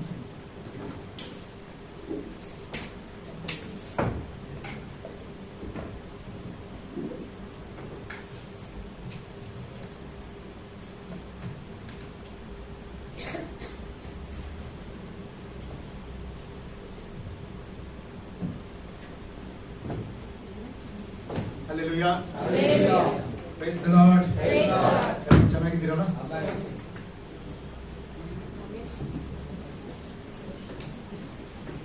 ಕರ್ತನು ನಂಬಿಗಸ್ತಾನೆ. ನಮ್ಮನ್ನು ಕರೆದಾತನಾದ ಆತನು ಕೈ ಹಿಡಿದು ನಡೆಸ್ತಾ ಇದ್ದಾನೆ. ಆತನ ಕೃಪೆ ದಿನದಿಂದ ದಿನಕ್ಕೆ ವಿಸ್ತಾರವಾಗ್ತಾ ಇದೆ. Because of his love. ಆ ವಿಸ್ತಾರವಾಗ್ತಾ ಇರುವಂತ ಕೃಪೆಯಲ್ಲಿ, ಆತನ ಪ್ರೀತಿಯಲ್ಲಿ ನಾವೆಲ್ಲರೂ ಸಂತೋಷದಿಂದ, ಆನಂದದಿಂದ, ಲೋಕದೊಳಗೆ ಎಷ್ಟೋ ವಿರೋಧಗಳು, ಎಷ್ಟೋ ಉಪದ್ರವಗಳು, ಎಷ್ಟೋ ಸಮಸ್ಯೆಗಳು ಇದ್ರೂ ನಾವು ಆತನನ್ನು ಹಿಂಬಾಲಿಸತಕ್ಕಂಥವರಾಗಿದ್ದೇವೆ. ಈ ಉತ್ತಮವಾದಂತಹ ಸಮಯದಲ್ಲಿ ಕರ್ತನು ತಾನೇ ತನ್ನ ದಾಸನನ್ನ ನಿಮ್ಮೆಲ್ಲರ ಮಧ್ಯದಲ್ಲಿ ನಿಲ್ಲಿಸಿದ್ದಕ್ಕಾಗಿ ನಾನು ಆತನಿಗೆ ಹೃತ್ಪೂರ್ವಕವಾಗಿ ಕೃತಜ್ಞತೆಗಳನ್ನು ಸಲ್ಲಿಸುವಂತವನಾಗಿದ್ದೇನೆ. ಮತ್ತು ಈ ದಿನ ವಾಕ್ಯ ಸಂದೇಶವನ್ನ ಹಂಚಿಕೊಳ್ಳುವುದಕ್ಕಾಗಿ ಅವಕಾಶ ಮಾಡಿಕೊಟ್ಟಂತ ರೆವರೆಂಡ್ ಪಾಸ್ಟರ್ ಅನಿತಾ ಅವರಿಗೂ, ಸೀನಿಯರ್ ಪಾಸ್ಟರ್ ಆಗಿರ್ತಕ್ಕಂಥ ರೆವರೆಂಡ್ ಡಾಕ್ಟರ್ ಜೇಕಬ್ ಫ್ರಾನ್ಸಿಸ್ ಅವರಿಗೂ, ನಮ್ಮ ಜೊತೆ ಸೇವಕರಾಗಿರ್ತಕ್ಕಂಥ ರೆವರೆಂಡ್ ಸೈಮನ್ ಜ್ಯೋತಿ ಅವರಿಗೂ ಮತ್ತು ಬಂದಿರತಕ್ಕಂಥ ನಿಮ್ಮೆಲ್ಲರಿಗೂ ನಾನು ಕರ್ತನಾದ ಯೇಸುವಿನ ನಾಮದಲ್ಲಿ ವಿಶ್ವವಾಣಿಯ ಪರವಾಗಿ ಪ್ರೈಸ್ ದ ಲಾರ್ಡ್ ಎಂಬುದಾಗಿ ಹೇಳ್ತೇನೆ. ಈ ಸಂದರ್ಭದಲ್ಲಿ ನಾವು ಒಂದು ವಾಕ್ಯವನ್ನು ಓದಿಕೊಳ್ಳೋಣ. ನಾನು ತಮ್ಮನಿಗೆ ಕೇಳಿದೆ, ಪ್ರೆಸೆಂಟೇಷನ್ ಕೊಡ್ತೀನಪ್ಪ ಅಂತ ಹೇಳಿ, ನನಗೆ ಟೈಪ್ ಸೆಟ್ ಮಾಡೋಕ್ಕೆ ಬರಂಗಿಲ್ಲ ಅಂತ ಹೇಳ್ಬಿಟ್ಟು, ಹಾಗಾಗಿ ರಿಕ್ವೆಸ್ಟ್ ಮುಂದಿನ ದಿವಸಗಳಲ್ಲಿ ಒಬ್ಬರು ಉತ್ತಮವಾಗಿ ಟೈಪ್ ಸೆಟ್ ಮಾಡಿ ಕೆಲವೊಂದು ವಾಕ್ಯಗಳು ಹಾಕಬೇಕಾಗಿದ್ರೆ ಚೆನ್ನಾಗಿರುತ್ತೆ ಅಂತ. Okay okay nice. ಪೇತ್ರನು ಬರೆದ 2ನೇ ಪತ್ರಿಕೆ 3ನೇ ಅಧ್ಯಾಯ 18ನೇ ವಚನ. Second episode of saint Peter chapter 3 verse 18. ನೀವು ಕೃಪೆಯಲ್ಲಿಯೂ ನಮ್ಮ ಕರ್ತನೂ ರಕ್ಷಕನೂ ಆಗಿರುವ ಯೇಸು ಕ್ರಿಸ್ತನ ವಿಷಯವಾದ ಜ್ಞಾನದಲ್ಲಿಯೂ ಅಭಿವೃದ್ಧಿಯನ್ನು ಹೊಂದುತ್ತಾ ಇರ್ರಿ. ಆತನಿಗೆ ಈಗಲೂ ಸದಾ ಕಾಲವು ಸ್ತೋತ್ರ. ಆಮೆನ್. ಪ್ರಾರ್ಥನೆ ಮಾಡೋಣ. ಪ್ರೀತಿ ಸ್ವರೂಪನಾದ ತಂದೆಯಾದ ದೇವರೇ, ನಮ್ಮ ರಕ್ಷಕನಾದ ಯೇಸು ಕ್ರಿಸ್ತನಲ್ಲಿ ನಮ್ಮನ್ನು ಕನಿಕರಿಸಿದ ಆತನೇ, ಫೆಬ್ರವರಿ ಮಾಸದ ಈ 3ನೇ ಪುನರುತ್ಥಾನದ ದಿನ ನಾವೆಲ್ಲರೂ ಬದುಕುಳಿದು ನಿನ್ನ ಸನ್ನಿಧಾನದಲ್ಲಿ ಬಂದು ನಿನ್ನನ್ನು ಆರಾಧಿಸುವುದಕ್ಕೋಸ್ಕರ ನಿನ್ನ ಕೃಪೆಯನ್ನು ವಿಸ್ತಾರ ಮಾಡಿದಾತನೇ, ನೀನು ನಮ್ಮನ್ನು ಎಷ್ಟಾಗಿ ಪ್ರೀತಿ ಮಾಡುತ್ತಿ ಎಂಬುವಂಥದ್ದನ್ನ ಪದೇ ಪದೇ ನಮ್ಮ ಜೀವಿತದಲ್ಲಿ ರುಜುಪಡಿಸುತ್ತಾ ಇರುವ ಆತನೇ, ನಿನ್ನನ್ನು ನಾವು ನಮ್ಮ ಹೃದಯದ ಅಂತರಾಳದಿಂದ ಹಲ್ಲೆಲೂಯ ಸ್ತೋತ್ರ ಎಂಬುದಾಗಿ ಹೇಳುವವರಾಗಿ ಸ್ತುತಿಸಿ ಆರಾಧಿಸುವಂತವರಾಗಿದ್ದೇವೆ.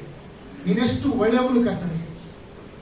ಬಿದ್ದು ಹೋದಂತ ಮಾನವ ಕೋಟಿಯನ್ನ ರಕ್ಷಿಸುವುದಕ್ಕೋಸ್ಕರವಾಗಿ ನಾವು ಅಪೇಕ್ಷಿಸದೇ ಇದ್ದಾಗಲೂ ಕೂಡ ನಾವು ಪಾಪದಿಂದ ಹೊರಗೆ ಬರಬೇಕೆಂಬುದಾಗಿ ಯಾವುದೇ ವಿಷಯದಲ್ಲಿ ಪ್ರಯತ್ನ ಮಾಡದೇ ಇದ್ದಾಗಲೂ ಕೂಡ ನೀನು ನಮ್ಮನ್ನು ಕನಿಕರಿಸಿ ಕಟಾಕ್ಷಿಸಿ ಹೀಗೆ ನಾವು ಮುಂದುವರಿಯುವುದಾದರೆ ಪಾಪವು ಕೊಡುವಂತ ಸಂಬಳ ಮರಣಕ್ಕೆ ಪಾತ್ರರಾಗುತ್ತೇವಲ್ಲ ಎಂಬುದಾಗಿ ನಮ್ಮನ್ನು ಆ ಮರಣದಿಂದ ಬಿಡುಗಡೆ ಮಾಡುವುದಕ್ಕೋಸ್ಕರವಾಗಿಯೇ ಯೇಸು ಎಂಬ ಹೆಸರಿನಲ್ಲಿ ಈ ಲೋಕದೊಳಗೆ ಜನಿಸಿ ಬಂದಿ. ಅದಕ್ಕಾಗಿ ನಿನಗೆ ವಂದನೆ ಸಲ್ಲಿಸ್ತೇವೆ. 33 ವರ್ಷಗಳ ಕಾಲ ಪವಿತ್ರವಾದಂತಹ ಜೀವಿತವನ್ನು ಜೀವಿಸಿದ ಸ್ವಾಮಿ, ದೇವರ ಕುರಿತು ನಾವು ತಿಳ್ಕೊಳ್ಳುವುದಕ್ಕಾಗಿ ಸ್ವತಃ ನಮ್ಮ ಮಧ್ಯದಲ್ಲಿ ಈ ಮಾನವೀಯನಾಗಿದ್ದು ವಾಸ ಮಾಡಿದಿ. ಅದಕ್ಕಾಗಿ ನಿನಗೆ ವಂದನೆಗಳನ್ನು ಸಲ್ಲಿಸುತ್ತೇವೆ. ನಿನ್ನ ಪವಿತ್ರ ಜೀವಿತದ ಮೂಲಕ, ನೀನು ಸುರಿಸಿದ ಪವಿತ್ರ ರಕ್ತದ ಮೂಲಕ, ಶಿಲುಬೆಯ ಮೇಲೆ ನೀನು ಕೊಟ್ಟಂತ ಪ್ರಾಣದ ಮೂಲಕ ನಮ್ಮನ್ನು ಬದುಕಿಸಿಕೊಂಡು ನೀನು ಜೀವಿಸ್ತಕ್ಕಂಥವನಾದ ಕಾರಣ ನಾವು ಜೀವಿಸುವಂತೆ ಮಾಡಿದ್ದಿ. ಅದಕ್ಕಾಗಿ ನಿನಗೆ ವಂದನೆಗಳನ್ನು ಸಲ್ಲಿಸುತ್ತೇವೆ. ಈ ಲೋಕ ಸ್ಥಿರವಾದದ್ದಲ್ಲ, ಇದು ಕೇವಲ ನಶ್ವರವಾಗಿರ್ತಕ್ಕಂಥದ್ದಾಗಿದೆ.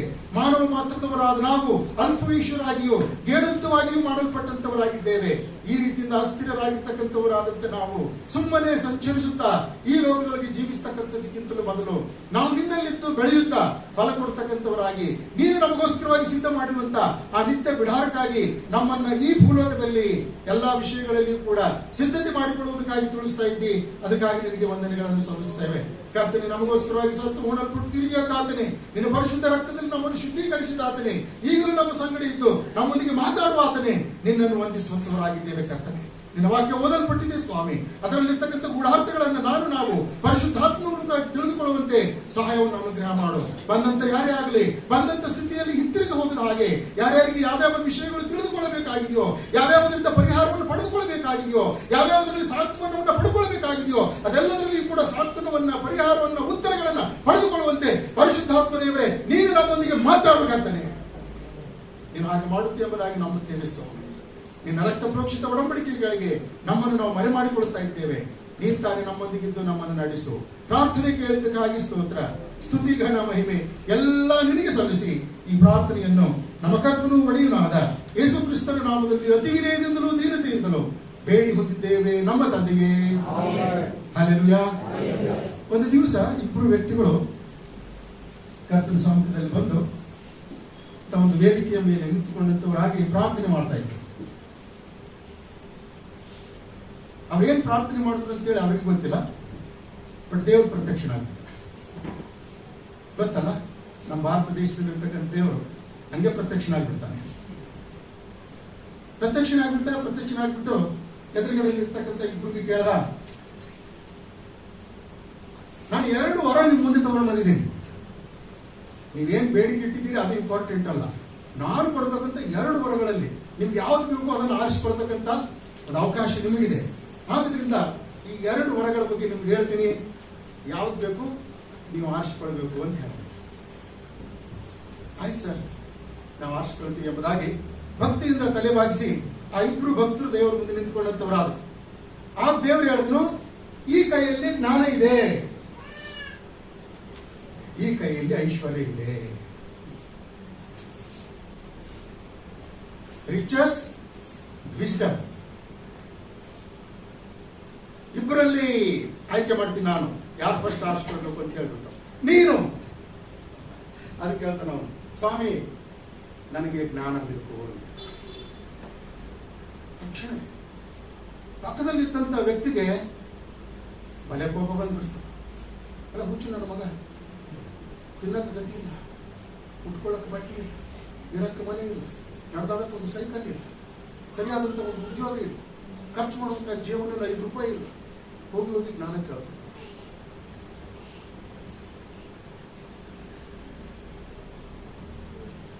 ಅದಕ್ಕೆ ಇನ್ನೊಬ್ಬ ವ್ಯಕ್ತಿ ಹೇಳ,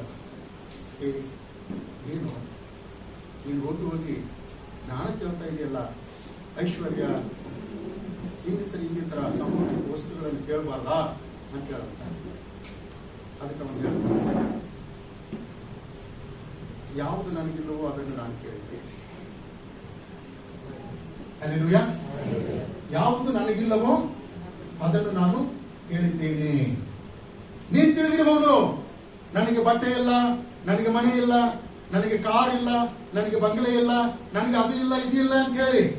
ನೀನು ನಾನು ಈ ಲೋಕದಲ್ಲಿರ್ತಕ್ಕಂಥ ಯಾವುದೇ ವ್ಯಕ್ತಿ ಜನಿಸುವುದಕ್ಕಿಂತ ಮುಂಚಿತವಾಗಿ ದೇವರು ಎಲ್ಲವನ್ನ ಸಿದ್ಧ ಮಾಡಿಟ್ಟಿದ್ದಾನೆ.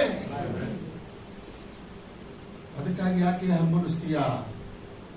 ಈ ಲೋಕದಲ್ಲಿ ನಿನಗೇನ್ ಬೇಕು ಅದನ್ನು ಕೇಳು. ಇವತ್ತಿನ ದಿವಸದಲ್ಲಿ ಕ್ರೈಸ್ತ ಸಮುದಾಯ ಎಲ್ಲಿಗೆ ಹೋಗ್ತಾ ಇದೆ? Where the Christianity is going.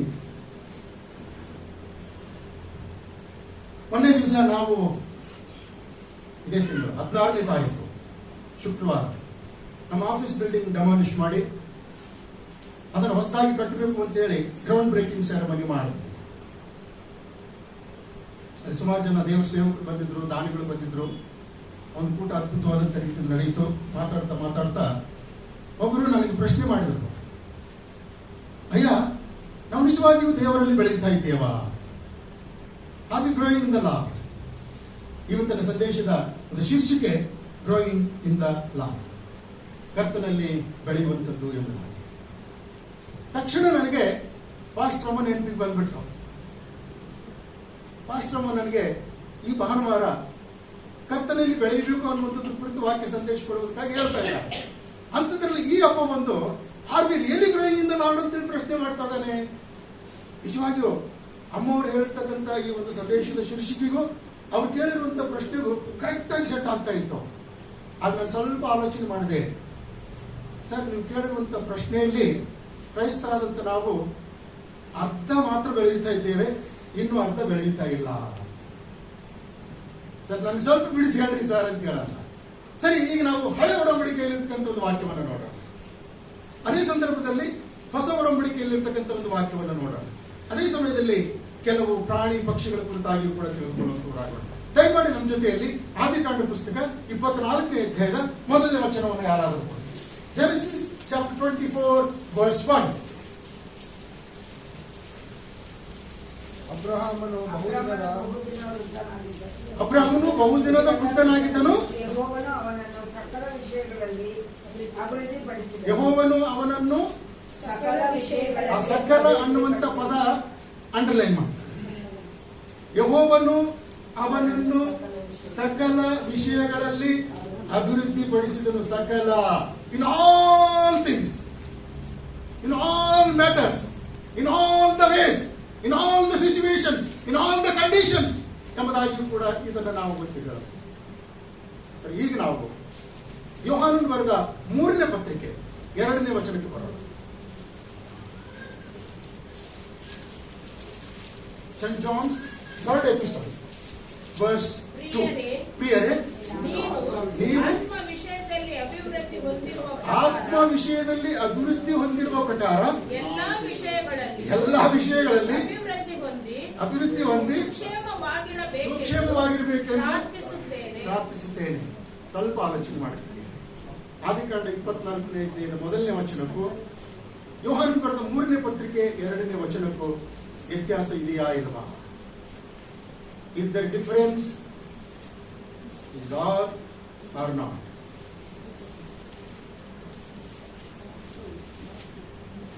ವ್ಯತ್ಯಾಸ ಇದೆಯಾ ಇಲ್ವಾ? ಹೇಳಿ. ಇದೆಯಲ್ಲ?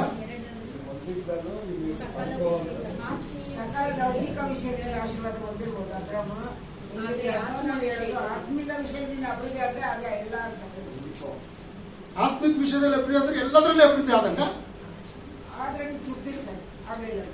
ಹಾಗಾದ್ರೆ ನನ್ನಲ್ಲಿ ಆತ್ಮಿಕ ವಿಷಯ ಇದೆ, ಭೌತಿಕವಾದಂಥದ್ದು ಏನಿಲ್ಲ, ನಾನು ಅಭಿವೃದ್ಧಿ ಆಗಿದ್ದೇನಾ? ಇಲ್ಲಿರ್ತಕ್ಕಂಥ ನಿಮ್ಮಲ್ಲಿ ಅನೇಕರಲ್ಲಿ ಕಾರು, ಜೀಪು, ಬಂಗ್ಲೆ ಎಲ್ಲ ಇದೆ, ಆದ್ರೆ ವಾಕ್ಯ ಓದೋದೇ ಗೊತ್ತಿಲ್ಲ, ದೇವರ ಕುರಿತಾದಂಥ ಸಂಗತಿಗಳೇ ಗೊತ್ತಿಲ್ಲ. ಯೋಹಾನ್ ಬರೆದ 1ನೇ ಪತ್ರಿಕೆ ಎಲ್ಲಿದೆ ಅಂತ ಕೇಳಿದ್ರೆ ಹಳೆ ಒಡಂಬಡಿಕೆಯಲ್ಲಿ ಹುಡುಕ್ತಾರೆ.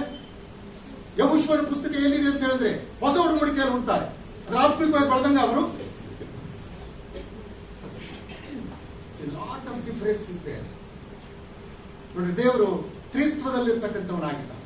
God is in pure, correct ಅಲ್ರಿ?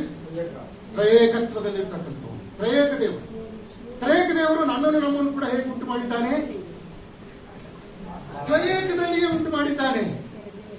ಆದಿಕಾಂಡ ಪುಸ್ತಕ 1ನೇ ಅಧ್ಯಾಯ 26ನೇ ವಚನವನ್ನು ನೋಡುವಾಗ ದೇವರು ನಮ್ಮ ಸ್ವರೂಪದಲ್ಲಿ, ನಮ್ಮ ಹೋಲಿಕೆಯಲ್ಲಿ ಸರಿಯಾಗಿ ಮನುಷ್ಯರನ್ನು ಉಂಟು ಮಾಡೋಣ ಎಂಬುದಾಗಿ ಮನುಷ್ಯರನ್ನು ಉಂಟು ಮಾಡಿದ್ದಾನೆ ಎಂಬುದಾಗಿ ತಿಳಿಸಲ್ಲ. ಆದ್ರಿಂದಲೇ ತೆಸಲೋನಿಕದವರು ಬರೆದ ಪತ್ರಿಕೆ 5ನೇ ಅಧ್ಯಾಯ 23ನೇ ವಚನದಲ್ಲಿ ಪ್ರಾಣ, ಆತ್ಮ, ಶರೀರಗಳು ಕರ್ತನು ಪ್ರತ್ಯಕ್ಷನಾಗುವಾಗ ಯಾವ ದೋಷವೂ ಇಲ್ಲದ ಹಾಗೆ ಪ್ರಮಾಣಿಸಲ್ಪಡಬೇಕು ಎಂಬುದಾಗಿ ಕೂಡ ತಿಳಿಸಿದ್ದಾನೆ.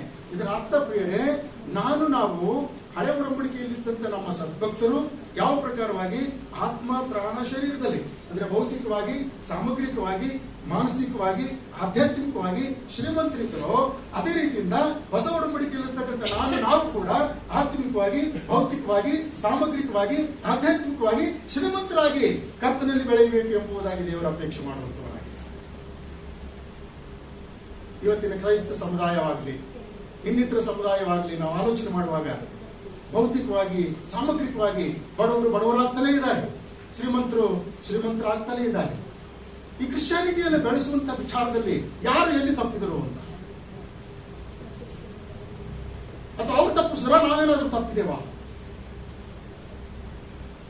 ಇವತ್ತು ಬೇರೆ ಸಮುದಾಯವನ್ನು ನೀವು ನೋಡ್ರಿ, ಬೇರೆ ಸಮುದಾಯವನ್ನು ನೀವು ನೋಡುವುದಾದ್ರೆ, ನಾನು ಮೊನ್ನೆ ದಿವಸದಲ್ಲಿ ಒಂದು ಸ್ಟ್ಯಾಟಿಸ್ಟಿಕ್ಸ್ ಕಳಿಸಿದ್ರು.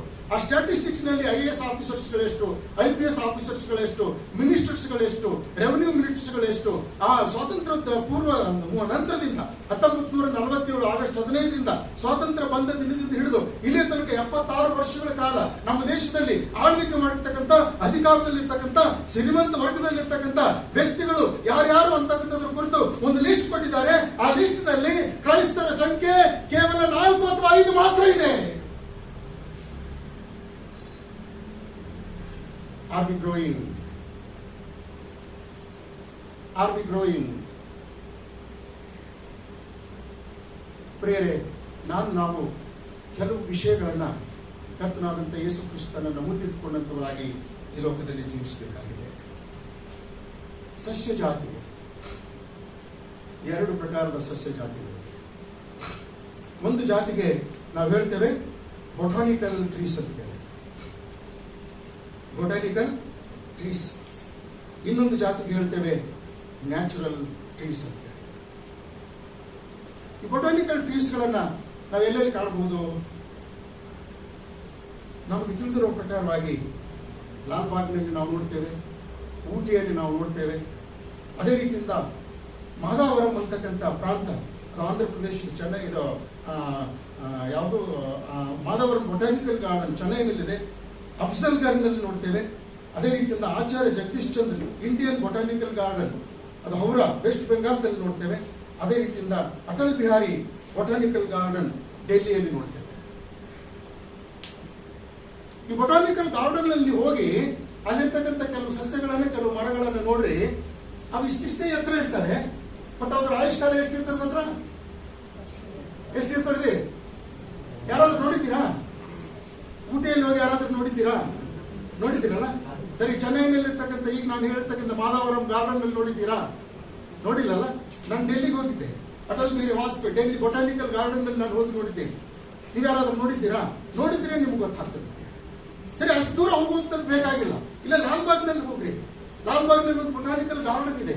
ಆ ಗಾರ್ಡನ್ ಹೋಗ್ರಿ, ನೀವು ಸಸ್ಯಗಳನ್ನು ನೋಡ್ರಿ. ಸಸ್ಯಗಳನ್ನು ನೋಡುವಾಗ ಚಿಕ್ಕ ಚಿಕ್ಕ ಪೊದೆಗಳು, ಚಿಕ್ಕ ಚಿಕ್ಕ ಮರಗಳು. ಆದ್ರೆ ಅವ್ರ ಆಯುಷ್ಕಾಲ ಎಷ್ಟು ಗೊತ್ತಾ? 300 ವರ್ಷಗಳಿಂದ 400 ವರ್ಷಗಳು.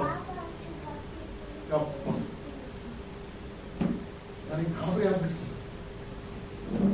300 ವರ್ಷಗಳಿಂದ 450 ವರ್ಷಗಳ ಇತಿಹಾಸ ಇರ್ತಕ್ಕಂಥ ಮರಗಳವು. ಆದ್ರೆ ಒಂದೇ ಒಂದು ಫಲ ಇಲ್ಲ, ಒಂಚೂರು ಬೆಳವಣಿಗೆ ಇಲ್ಲ.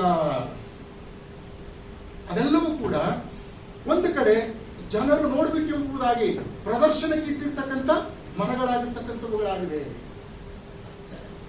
ಅದೇ ಸಂದರ್ಭದಲ್ಲಿ ಕರ್ತನಲ್ಲಿ ಪ್ರಿಯರೇ, ಈ ನಿಸರ್ಗದಲ್ಲಿ ಬೆಳೆದಿರ್ತಕ್ಕಂಥ ನೈಸರ್ಗಿಕ ಗಿಡ ಮರಗಳನ್ನು ನೀವು ನೋಡ್ರಿ.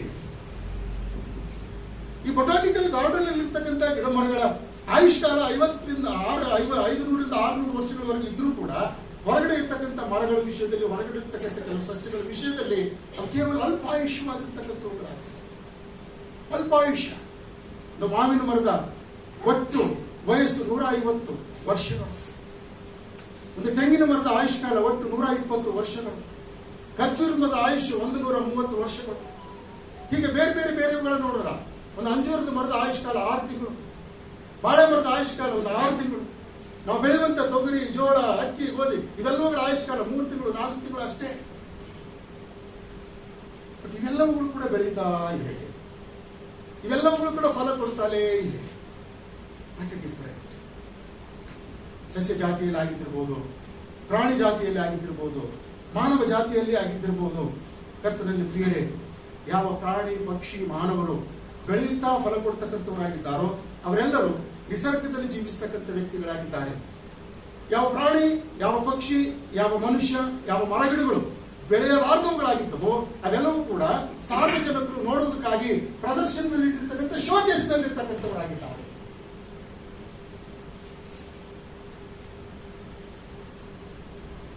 ಇದನ್ನು ಸ್ವಲ್ಪ ನಾವು ಚೇಂಜ್ ಮಾಡ್ಕೊಳ್ತೇವೆ. ಹಾಗಾಗಿ ಇವತ್ತು ಪಾಸ್ಟರ್ ನನಗೆ ಕೊಟ್ಟಿರ್ತಕ್ಕಂಥ ಈ ಥೀಮ್ಗಾಗಿ ನಾನು ಕರ್ತನಿಗೆ ವಂದಿಸ್ತೇನೆ, ಅವರಿಗೆ ನಾನು ವಂದಿಸ್ತೇನೆ. ನಾವು ಈ ಲೋಕದಲ್ಲಿ ಶರೀರ, ಆತ್ಮ, ಪ್ರಾಣ, ಭೌತಿಕವಾಗಿ, ಮಾನಸಿಕವಾಗಿ, ಆಧ್ಯಾತ್ಮಿಕವಾಗಿ, ಸಾಮಗ್ರಿಕವಾಗಿ ಅಭಿವೃದ್ಧಿ ಹೊಂದಬೇಕು ಅನ್ನತಕ್ಕಂಥ ಉದ್ದೇಶವನ್ನೇ ಸತ್ಯವೇದವು ಕೊಡ್ಕೊಂಡಿರ್ತಕ್ಕಂಥದ್ದಾಗಿದೆ. ಆತಂತ್ರದಲ್ಲಿ ಯೇಸು ಕ್ರಿಸ್ತರು ಈ ಲೋಕದಲ್ಲಿ ಬರುವಾಗ ತಾನು ಶ್ರೀಮಂತನಾಗಿದ್ದರು ನಮಗೋಸ್ಕರ ಬಡವನಾಗುವುದರಿಂದ ನನ್ನನ್ನು, ನಮ್ಮನ್ನು ಶ್ರೀಮಂತರನ್ನಾಗಿ ಮಾಡಬೇಕೆಂಬುದಾಗಿ ಅಪೇಕ್ಷೆ. ಅಪೊಸ್ತಲನಾದಂಥ ಪೌಲನು ಕೊರಿಂಥದವರಿಗೆ ಬರೆದ ಮೊದಲನೇ ಪತ್ರಿಕೆ 4ನೇ ಅಧ್ಯಾಯದಲ್ಲಿ ಹೇಳ್ತೇನೆ, ಇವತ್ತಿನ ತನಕ ನಿಮ್ಮೊಳಗೆ ಅನೇಕರು ಅರಸರಾಗಿದ್ದೀರಿ ಎಂಬುದಾಗಿ ಹೇಳುವಂಥದ್ದನ್ನು ಕೂಡ ನಾವು ನೋಡುವಂತವರಾಗಿದ್ದೇವೆ. ಎಂತ ಅದ್ಭುತವಾದಂತಹ ಸತ್ಯ. ಹಿಂದಿನ ಕಾಲದಲ್ಲಿ ಸ್ವಾರ್ಥ ಸೇವೆ ಮಾಡ್ತಕ್ಕಂಥ ಸಂದರ್ಭದಲ್ಲಿ ಅವರನ್ನ ಕೇವಲ ನೀವು ಸತ್ಯವೇದವನ್ನು ಹಿಡಿದುಕೊಂಡು ಪ್ರಾರ್ಥನೆ ಮಾಡುತ್ತಾ, ಓದುತ್ತಾ, ಆಧ್ಯಾತ್ಮಿಕ ಬೆಳೆಯಿರಿ ಎಂಬುದಾಗಿ ಮಾತ್ರ ಹೇಳಲಿಲ್ಲ. ಬದಲಾಗಿ ಭೌತಿಕವಾಗಿ ಕೂಡ ಅಭಿವೃದ್ಧಿಯನ್ನು ಹೊಂದಬೇಕು. ಸ್ಪರ್ಧಾತ್ಮಕವಾಗಿರ್ತಕ್ಕಂಥ ಈ ಪ್ರಪಂಚ ಇತರ ಮಕ್ಕಳ ಜೊತೆಯಲ್ಲಿ ನಮ್ಮ ಮಕ್ಕಳು ಕೂಡ ಬೆಳೆಯುವುದಕ್ಕಾಗಿ ಬಿಡಬೇಕು, ನಮ್ಮ ಮಕ್ಕಳು ಕೂಡ ಓದುವುದಕ್ಕಾಗಿ ಬಿಡಬೇಕು, ನಮ್ಮ ಮಕ್ಕಳು ಕೂಡ ಅವರ ಜೊತೆಯಲ್ಲಿ ಎಲ್ಲಾ ವಿಷಯಗಳಲ್ಲಿ ಕೂಡ ಆಕ್ಟಿವ್ ಆಗಿ ಮುಂದುವರಿಯುವುದಕ್ಕೋಸ್ಕರವಾಗಿ ಆಸ್ಪದವಾಗುವಂತೆ ಏನೆಲ್ಲ ಸಾಧ್ಯತೆ ಇದೆಯೋ ಅದೆಲ್ಲ ಸಾಧ್ಯತೆಗಳನ್ನು ನೀವು ಮಾಡಿಕೊಡಬೇಕು ಎಂಬುದಾಗಿ ದೇವರ ವಾಕ್ಯ ನಮಗೆ ಕಲಿಸಿಕೊಡುವಂತದ್ದಾಗಿದೆ.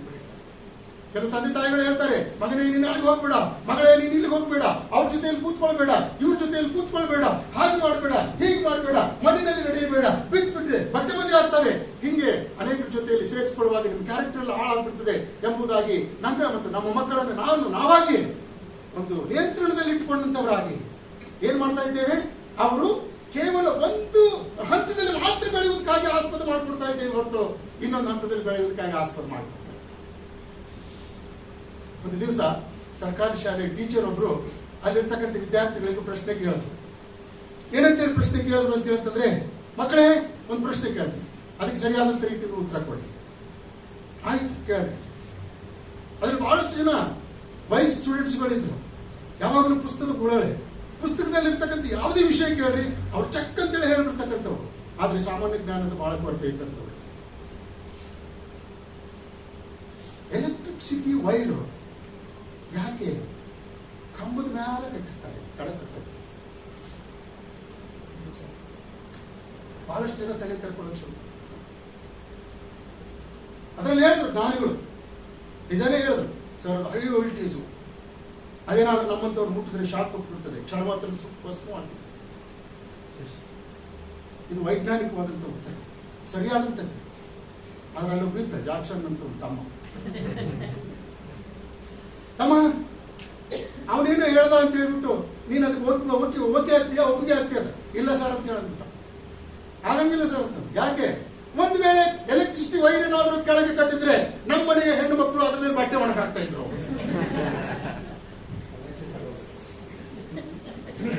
ಕರೆಕ್ಷನ್ ಕೊಡಬೇಕು ಈಗ ತಗೊಳ್ತಾರೆ ಮ್ಯಾಲಿದೆ, ಅದು ಇನ್ನೂ ಈಸಿ.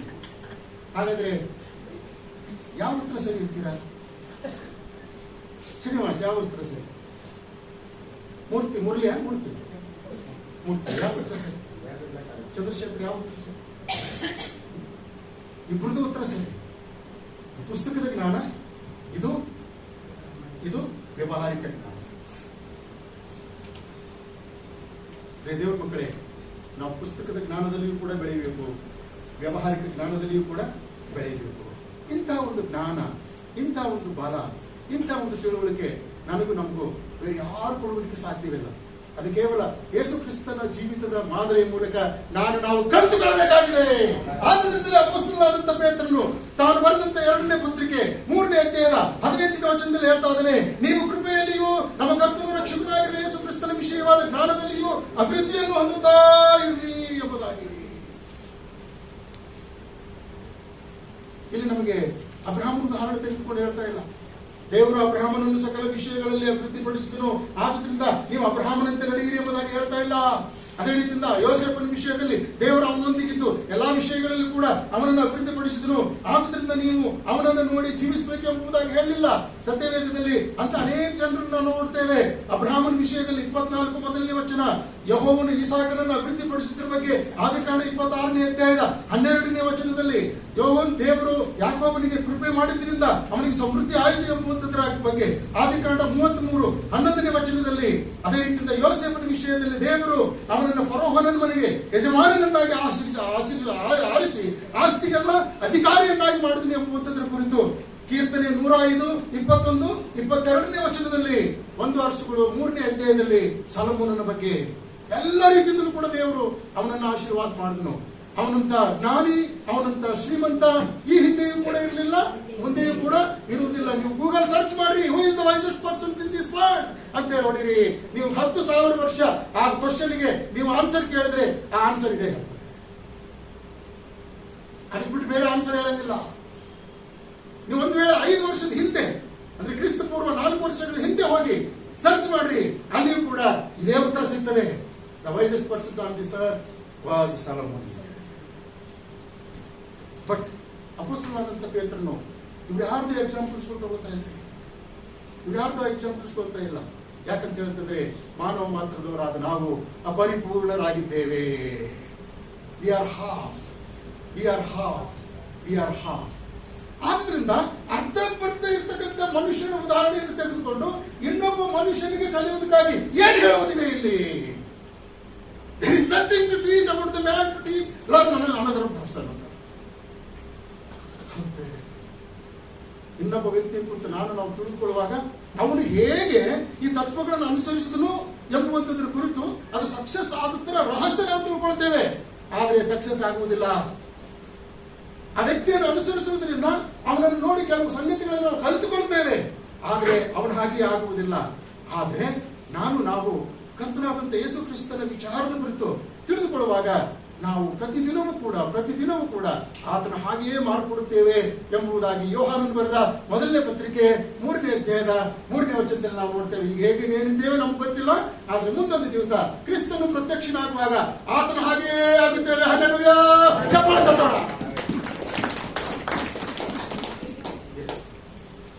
ಯಾಕೆ ಯೇಸು ಕ್ರಿಸ್ತನ ಕುರಿತು ಅಪೊಸ್ತಲನಾದಂಥ ಪೇತ್ರನು ಈ ಒಂದು ಉದಾಹರಣೆಯನ್ನು ತೆಗೆದುಕೊಂಡು ನಾವು ಬೆಳೆಯುವಂತವರಾಗಬೇಕು ಎಂಬುದಾಗಿ ತಿಳಿಸಿದ್ದಾರೆ. ದೇವರ ಮಕ್ಕಳೇ, ಲೂಕನ ಬರೆದ ಸುವಾರ್ತೆ 2ನೇ ಅಧ್ಯಾಯ 52ನೇ ವಚನವನ್ನು ನಾವು ನೋಡ್ಕೊಳ್ಳೋಣ. ಯೇಸು ಜ್ಞಾನದಲ್ಲಿಯೂ ದೇಹ ಬಲದಲ್ಲಿಯೂ ವೃದ್ಧಿಯಾಗುತ್ತಾ ಬಂದನು. ಇದಲ್ಲದೆ ದೇವರ ಮತ್ತು ಮನುಷ್ಯರ ದಯೆಯು ಕೇವಲ ಮನುಷ್ಯರ ಮತ್ತು ದೇವರ ದಯೆಯು ಆತನ ಮೇಲೆ ಹೆಚ್ಚಾಗುತ್ತಾ ಬಂತು ಎಂಬುದಾಗಿ.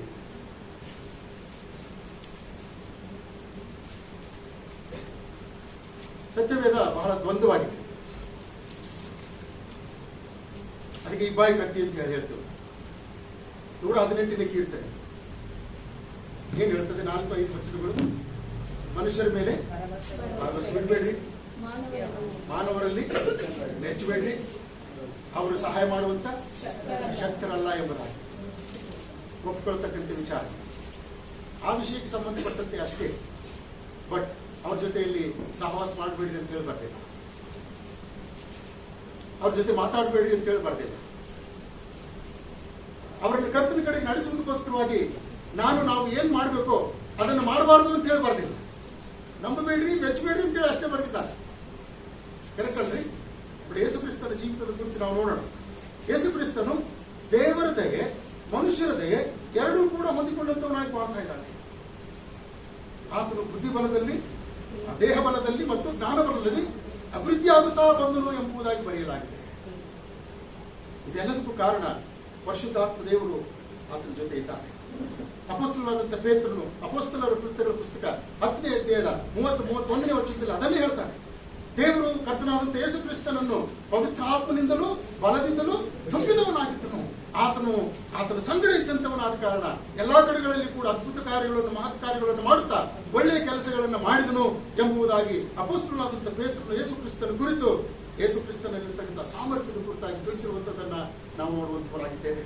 ಹೇಗೂ ಕರ್ತನಲ್ಲಿ ಪ್ರಿಯರೇ, ಯೇಸು ಕ್ರಿಸ್ತನು ಇಲ್ಲಿ 4 ಪ್ರಮುಖ ಸಂಗತಿಗಳನ್ನ ನನ್ನ ಮತ್ತು ನಮ್ಮ ಮುಂದೆ ಇರ್ತಕ್ಕಂಥವನಾಗಿದ್ದಾನೆ. ಜ್ಞಾನ.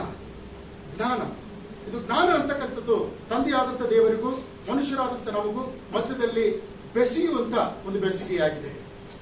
ಬೌದ್ಧಿಕ ಬಲ. ಈ ಬೌದ್ಧಿಕ ಬಲ ಅಂತ ಹೇಳಿದ್ರೆ ಶರೀರದ ಶಕ್ತಿ ದೇವರು ಯಾವ ಮಾನವರಾದಂಥ ನಮಗೆ ಜ್ಞಾನ ವಿವೇಕಗಳನ್ನು ಕೊಟ್ಟು ತನ್ನೊಂದಿಗೂ ಇತರ ಮಾನವರೊಂದಿಗೂ ನಾವು ಸಂಬಂಧ ಇಟ್ಕೊಂಡಂತವರಾಗಿ ಜೀವಿಸಬೇಕೆಂಬುದಾಗಿ ಹೇಳಿದ್ದಾನೋ ಆ ಜೀವಿತವನ್ನು ಜೀವಿಸುವುದಕ್ಕೋಸ್ಕರವಾಗಿ ನಮ್ಮ ಜ್ಞಾನ, ವಿವೇಕ ಅಥವಾ ತಿಳುವಳಿಕೆ ಇವುಗಳನ್ನ ಕರ್ತನ ಆತ್ಮನ ಬಲದಿಂದ ಪಡ್ಕೊಂಡಂತವರಾಗಿ ಆತನ ಸಂಬಂಧದೊಂದಿಗೆ ಕೂಡಿದಂತೆ ನಾವು ಇತರರೊಂದಿಗೆ ಸಂಬಂಧವನ್ನು ಬೆಳೆಸಿ ಬೊಟಾನಿಕಲ್ ಗಾರ್ಡನ್ ನಲ್ಲಿರ್ತಕ್ಕಂಥ ಮರದ ಹಾಗೆ ಅಲ್ಲ, ನಿಸರ್ಗದಲ್ಲಿ ಬೆಳೆದಿರ್ತಕ್ಕಂಥ ಮರದ ಹಾಗೆ ಫಲ ಕೊಡುವಂತವರಾಗಬೇಕು ಎಂಬುದಾಗಿ. ಹಲ್ಲೆಲೂಯಾ.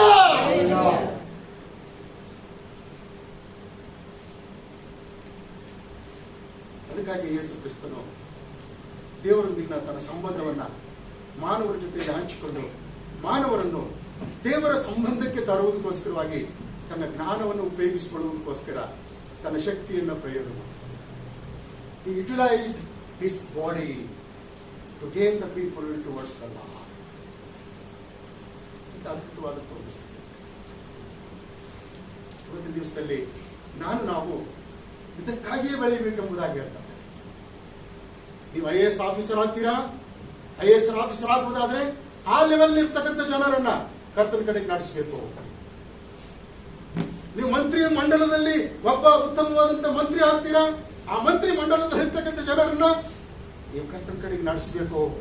ನೀವು ಪ್ರೊಫೆಸರು, ಇಂಜಿನಿಯರು, ಸಾಫ್ಟ್ವೇರ್ ಕಂಪನಿಯಲ್ಲಿ ಉನ್ನತವಾದಂತಹ ದರ್ಜೆಯನ್ನು ಪಡ್ಕೊಂಡಂತವರು, ಉದ್ಯೋಗಪತಿಯೋ, ಅನಿಲ್ ಅಂಬಾಣಿಯವರು, ಹಾಗೆ ದೊಡ್ಡ ಕೋಟ್ಯಾಧೀಶ್ವರರು, ಅಂತ ಕ್ಷೇತ್ರಗಳಲ್ಲಿ ಇರ್ತಕ್ಕಂಥ ಜನರನ್ನ ನಾವು ಮಾಡ್ತಕ್ಕಂಥ ಕೃತ್ಯಗಳ ಮೂಲಕವಾಗಿ, ಕರ್ತನ ತಿಳಿಸಿಕೊಟ್ಟಂತ ವಾಕ್ಯದ ಪ್ರಕಾರ ಜೀವಿಸುವ ಮೂಲಕವಾಗಿ ಅವರನ್ನು ಕರ್ತನ ಕಡೆಗೆ ನಡೆಸಬೇಕು ಎಂಬುದಾಗಿ, ಈ ಉದ್ದೇಶಕ್ಕೋಸ್ಕರವಾಗಿ ಕರ್ತನಾದಂಥ ದೇವರು ಅಪೊಸ್ತಲನಾದಂಥ ಯೋಹಾನನ ಮೂಲಕವಾಗಿ ಗಾಯನಿಗೆ ತಿಳಿಸಿರ್ತಕ್ಕಂಥ ಅದೇ ಮಾತುಗಳನ್ನ ನಮಗೂ ತಿಳಿಸುವಂತವನಾಗಿದ್ದಾನೆ.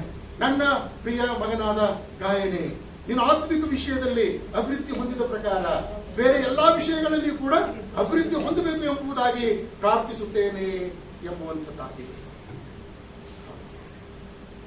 ನೋಡ್ರಿ, ಕರ್ತನಾದಂಥ ಯೇಸು ಕ್ರಿಸ್ತನು ಈ ಲೋಕದಲ್ಲಿದ್ದಾಗ ತಾನಾಗಿ ಏನನ್ನು ಕೂಡ ಮಾಡಲಿಲ್ಲ, ತಾನಾಗಿ ಯಾವುದನ್ನು ಕೂಡ ಮಾತಾಡಲಿಲ್ಲ. ಆತನು ಬೆಳೆದು ಬಂದಂತ ಪರಿಸ್ಥಿತಿ ನೀವು ನೋಡಿ ಸ್ವಲ್ಪ. ಆತನು ಹುಟ್ಟುತ್ತಲೇ ಹೆರೋದನ್ನು ಕೈ ತೊಳ್ಕೊಂಡು ಆತನನ್ನು ಕೊಲ್ಲುವುದಕ್ಕಾಗಿ ಬೆಳೆದು ಹೋಗ್ಬಿಟ್ಟ. ಸಿಪಾಯಿಗಳನ್ನು ಕಳಿಸಿ ಮನೆಗಳನ್ನು ಹುಡುಕಿಸಿದ. 2 ವರ್ಷದ ಗಂಡು ಕೂಸುಗಳು ಎಲ್ಲಾದ್ರೂ ಸಿಗುವುದಾದ್ರೆ ಆ ಗಂಡು ಕೂಸುಗಳ ಜೊತೆಯಲ್ಲಿ ಯೇಸು ಕೂಡ ಸಂಹಾರವಾಗಬೇಕು ಅಂತಕ್ಕಂಥದ್ದೇ ಅವನ ಉದ್ದೇಶ.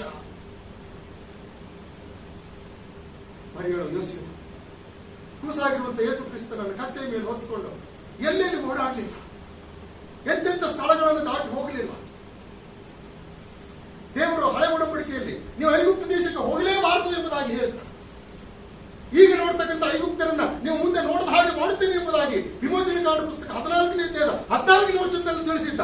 ಆದ್ರೂ ಕೂಡ ದೇವರು ಅಂತ ಒಂದು ದೇಶಕ್ಕೆ ಯೇಸು ಕ್ರಿಸ್ತನನ್ನು ಕಳುಹಿಸಿಕೊಟ್ಟು ಅಲ್ಲಿ ಆತನನ್ನು ಸರ್ವೈವ್ ಮಾಡ್ತಾರೆ. ಅಲ್ಲಿಂದ ಹಿಂತಿರುಗಿ ಬಂದಂತ ಯೇಸು ಕ್ರಿಸ್ತನು ಯಾವ ಜಾಗದಲ್ಲಿ ವಾಸ ಮಾಡಿದ್ದ? ನಜರೇತಿನಲ್ಲಿ. ಎಲ್ಲಿ ವಾಸ ಮಾಡಿದ್ದ? ನಜರೇತಿನಲ್ಲಿ. Village was a good village. ಯೋಹಾನ್ ಬರೆದ ಮೊದಲನೇ ಪತ್ರಿಕೆಯಲ್ಲಿ ನೋಡ್ತೇವೆ, ನಜರೇತಿನಿಂದ ಒಳ್ಳೆಯದೇನಾದ್ರೂ ಬರ್ತದೋ ಎಂಬುದಾಗಿ ಪ್ರಶ್ನೆ ಮಾಡ್ತಾ ಇದ್ದಾರೆ. ದೇವರ ಮಕ್ಕಳೇ, ಯೆಶಾಯನ ಪುಸ್ತಕ 9ನೇ ಅಧ್ಯಾಯದ 2ನೇ ವಚನದಲ್ಲಿ ನೋಡ್ತೇವೆ, ಕತ್ತಲೆಯಲ್ಲಿ ಸಂಚರಿಸಿದಂತ ದೊಡ್ಡ ಜನರಿಗೆ ಬೆಳಕು ಬಂತು. ಆ ಕತ್ತಲೆಯಲ್ಲಿದ್ದಂಥ ಪ್ರದೇಶದಲ್ಲಿ ನಜರೇತ್ ಕೂಡ ಒಂದು. ಯೋರ್ದನ್ ಹೊಳೆಯ ಆಚೆ ತೀರದಲ್ಲಿ, ಯೋರ್ದನ್ ಹೊಳೆಯ ಈಚೆ ತೀರದಲ್ಲಿ ಇರ್ತಕ್ಕಂಥ ಅನೇಕ ಪ್ರದೇಶಗಳು ಕರ್ತನಾದಂಥ ಯೇಸು ಕ್ರಿಸ್ತನ ಈ ಲೋಕದಲ್ಲಿ ಬರುವುದಕ್ಕಿಂತ ಮುಂಚಿತವಾಗಿ ಕತ್ತಲೆಯಲ್ಲಿದ್ದಂಥವುಗಳಾಗಿದ್ದವು, ಅಜ್ಞಾನದಲ್ಲಿದ್ದಂಥವುಗಳಾಗಿದ್ದವು. ಆದ್ದರಿಂದ ಅಪೊಸ್ತಲನಾದಂಥ ಪೌಲನು ಅಪೊಸ್ತಲನ ಕೃತ್ಯಗಳ ಪುಸ್ತಕ 17ನೇ ಅಧ್ಯಾಯದ ನಾವು 14-15ರಿಂದ ಮುಂದಿನ ವಚನಗಳಲ್ಲಿ ನೋಡ್ತೇವೆ. ದೇವರು ಒಬ್ಬ ಮನುಷ್ಯನಿಂದಲೇ ಇಡೀ ಸೃಷ್ಟಿಯಲ್ಲಿರ್ತಕ್ಕಂಥವರನ್ನು ಉಂಟು ಮಾಡಿ ತನ್ನ ಕಡೆಗೆ ತಡವಾಡಿ ಹುಡುಕುವರಾಗಿ ಮಾಡಿದ್ದಾನೆ ಮತ್ತು ಅಜ್ಞಾನದ ಕಾಲಗಳನ್ನು ದೇವರು ಲಕ್ಷ್ಯಕ್ಕೆ ತರಲಿಲ್ಲ ಎಂಬುದಾಗಿ. ಹೌದು, ನಜರೇತ್ ಅಂತಕ್ಕಂಥ ಆ ಒಂದು ಊರು ಅಷ್ಟೇನು ಒಳ್ಳೆಯದಾಗಿರ್ತಕ್ಕಂಥ ಊರಾಗಿರ್ಲಿಲ್ಲ. ಆದ್ರೂ ಕೂಡ ಕರ್ತನಾದಂಥ ಯೇಸು ಕ್ರಿಸ್ತನು ಐಗುಪ್ತ ದೇಶದಿಂದ ಹಿಂತಿರುಗಿ ಬಂದಾಗ ತನ್ನ ತಂದೆ ತಾಯಿಗಳ ಜೊತೆಯಲ್ಲಿ ಐಗುಪ್ತ ದೇಶದಿಂದ ಬಂದಂತ ಯೇಸು ನಜರೇತಿನಲ್ಲಿಯೇ ಇದ್ದಂಥವನಾದನು. ಅವರು ವಾಸ ಮಾಡ್ತಕ್ಕಂಥ ಆ ಸ್ಥಳದಲ್ಲಿ ಯಹೂದ್ಯರಿಗೆ ಅಷ್ಟೇನು ಪ್ರಭಾವ ಇರಲಿಲ್ಲ. ಅವರೆಲ್ಲರೂ ರೋಮಾಯರ ಕೈಯಲ್ಲಿ ಗುಲಾಮರಾಗಿದ್ದರು. They were all slaves in the Romans. ರೋಮಾಪುರದ ಅಧಿಕಾರಿಗಳು, ರೋಮಾಪುರದ ಹಕ್ಕುದಾರರು ಇವರ ಮೇಲೆ ದೌರ್ಜನ್ಯ ದಬ್ಬಾಳಿಕೆಗಳನ್ನು ಮಾಡತಕ್ಕಂಥವರಾಗಿದ್ದರು.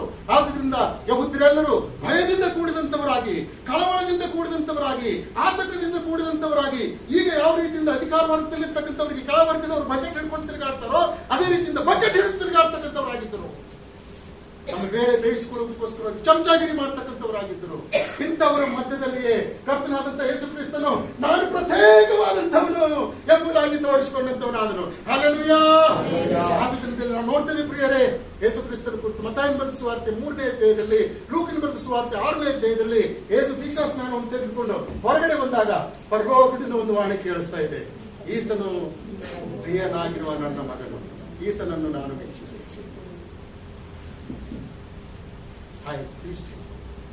ಈತನನ್ನು ನಾನು ಯಾಕೆ? ಕರ್ತನಾದಂಥ ಯೇಸು ಕ್ರಿಸ್ತನು ಪ್ರತಿಕೂಲ ಮಧ್ಯದಲ್ಲಿ, ವಿರೋಧಗಳ ಮಧ್ಯದಲ್ಲಿ, ಉಪಟಳಗಳ ಮಧ್ಯದಲ್ಲಿ, ತಮಗೆ ಆಗದೇ ಇರತಕ್ಕಂಥವರ ಮಧ್ಯದಲ್ಲಿ ದೇವರು ಮೆಚ್ಚುವಂತ ರೀತಿಯಿಂದ ಜೀವಿಸಿದರು. ಸರಿಗೇನೋ ರೋಮನ್ರಾಗಿ ಅವರು ಸ್ವಜನರು. ಯೋಹಾನ್ ಬರೆದ ಸುವಾರ್ತೆ 1ನೇ ಅಧ್ಯಾಯ 11ನೇ ವಚನ.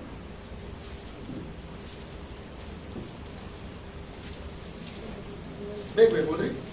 ಆತನು ತನ್ನ ಸ್ವಾಸ್ಥ್ಯಕ್ಕೆ ಬಂದನು. ಆದರೆ ಸ್ವಂತ ಜನರು ಆತನನ್ನು ಓಕೆ, ಸ್ವಂತ ಜನರು ಆತನನ್ನು ಅಂಗೀಕರಿಸಲಿಲ್ಲ. ಯೋಹಾನ ಬರೆದ ಸುವಾರ್ತೆ 7ನೇ ಅಧ್ಯಾಯ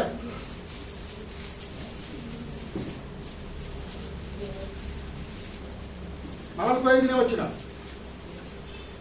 ಪ್ರಸಿದ್ಧಿಗೆ ಬರಬೇಕೆಂದಿರುವ ಯಾವನಾದರೂ ನಾನು ಮಾಡುವುದನ್ನು ಮನೆಯಲ್ಲಿ ಮಾಡುವುದಿಲ್ಲ. ನೀವು ಇಂಥ ಕಾರ್ಯಗಳನ್ನು ಮಾಡುವನಾದ್ರಿಂದ ಲೋಕಕ್ಕೆ ತಿಳಿಯಪಡಿಸಿಕೊಳ್ಳಿ ಅಂತ ಹೇಳಿದ್ರು. ಯಾಕಂದ್ರೆ ಆತನ ಸಹೋದರರು ಸಹ ಆತನನ್ನು ನಂಬಬೇಕು. ಇನ್ನು ರೋಮಾಪುರದವರಿಗೆ ಬಿಟ್ಬಿಡ್ರಿ, ಸ್ವಜನರಿಗೆ ಬಿಟ್ಬಿಡ್ರಿ, ಒಳಗಿರ್ತಕ್ಕಂಥ ಒಡ ಹುಟ್ಟಿದವರೇ ಆತನನ್ನು ನಂಬುತ್ತಾ ಇಲ್ಲ. ಪ್ರಿಯ ಸಹೋದರ, ಪ್ರಿಯ ಸಹೋದರಿ, ನಿಮ್ಮ ಒಡ ಹುಟ್ಟಿದವರು ನಿಮ್ಮನ್ನು ನಂಬದೆ ಹೋದ್ರೆ, ನಿಮ್ಮ ಒಡ ಹುಟ್ಟಿದವರು ನಿಮ್ಮನ್ನು ಪ್ರೀತಿಸದೆ ಹೋದ್ರೆ, ನಿಮ್ಮ ಒಡ ಹುಟ್ಟಿದವರು ನಿಮ್ಮ ಜೊತೆಯಲ್ಲಿ ಕುಳಿತುಕೊಂಡು ನಿಮ್ಮ ಸುಖದಕ್ಕೆ ಕೇಳಿಸಿಕೊಳ್ಳದೆ ಹೋದ್ರೆ, ನಿಮ್ಮ ಒಡ ಹುಟ್ಟಿದವರು ನಿಮ್ಮ ಆಗು ಹೋಗುಗಳಲ್ಲಿ ಕೈ ಹಾಕದೆ ಹೋದ್ರೆ, ನಿಮ್ಮ ಒಡ ಹುಟ್ಟಿದವರು ನಿಮಗೆ ಪ್ರೋತ್ಸಾಹ ಮಾಡದೆ ಹೋದ್ರೆ, ನಿಮ್ಮ ಕಷ್ಟಗಳಲ್ಲಿ, ನಿಮ್ಮ ದುಃಖಗಳಲ್ಲಿ, ನಿಮ್ಮ ಕಣ್ಣೀರಿನ ಪರಿಸ್ಥಿತಿಗಳಲ್ಲಿ ಸಹಾಯ ಮಾಡದೆ ಹೋದ್ರೆ ನಿಮ್ಮ ಪರಿಸ್ಥಿತಿ ಏನಿದೆ? ಆ ಸಂಬಂಧದಲ್ಲಿ ಮುಂದುವರಿತೀರಾ?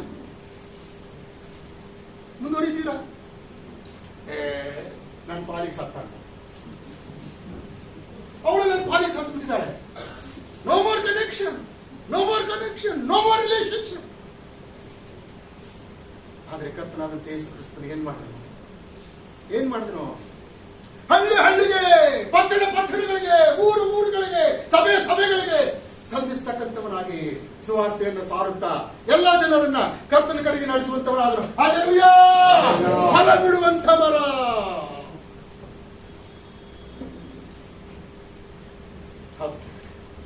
ಬೊಟಾನಿಕಲ್ ಗಾರ್ಡನ್ ಇರತಕ್ಕಂಥ ಮರದೇ ಹಾಗಲ್ಲ. ಕೀರ್ತನೆ 1:3ನೇ ವಚನದಲ್ಲಿ ತಿಳಿಸಿದ ಪ್ರಕಾರ ನೀರಿನ ಕಾಲುವೆಗಳ ಬಳಿಯಲ್ಲಿ ಬೆಳೆದಿರುವ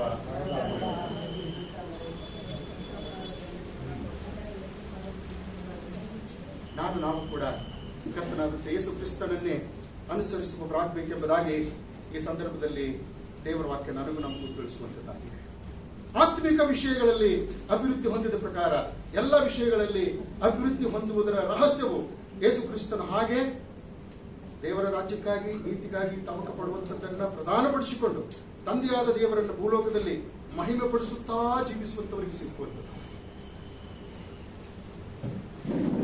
ಯೇಸು ಸ್ವಾಮಿ ಈ ಲೋಕದಲ್ಲಿದ್ದಾಗ ಕರ್ತನ ಚಿತ್ತವನ್ನು ಅರಿತಂತವನಾಗಿ ಆತನು ನುಡಿದಂತೆ ನಡೆಯುತ್ತಾ, ಆತನು ಹೇಳಿದಂತೆ ಮಾಡುತ್ತಾ ಆತನನ್ನ ಭೂಲೋಕದಲ್ಲಿ ಏನ್ ಮಾಡಿದನು?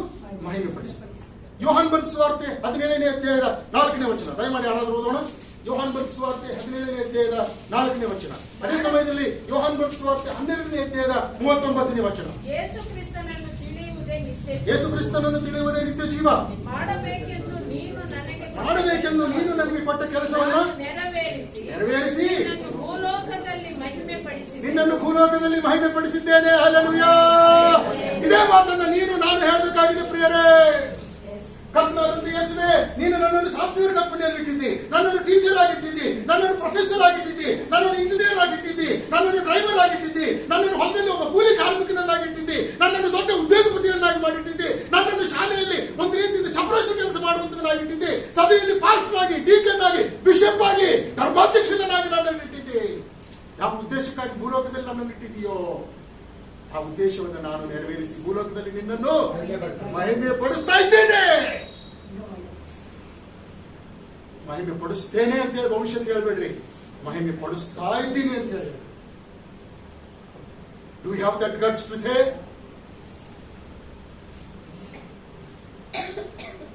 ಪೌಲನು ನಮ್ಮ ಮೇಲೆ ಒಂದು ಆರೋಪವನ್ನು ಹೊರಿಸಿದ್ದಾನೆ. ಏನದು ಆರೋಪ? ಎಲ್ಲರೂ ಸ್ವಕಾರ್ಯಗಳ ಮೇಲೆ ಮನಸ್ಸಿಡ್ತಾರೆ. ವಾಕ್ಯ ಗೊತ್ತಿದೆಯಲ್ಲ, ಬಹಳ ಜನರಿಗೆ ಗೊತ್ತಿದೆಯಲ್ಲ. ಸರಿ, ವಾಕ್ಯಕ್ಕೆ ನಿಮ್ಮ ಪ್ರತಿಕ್ರಿಯೆ.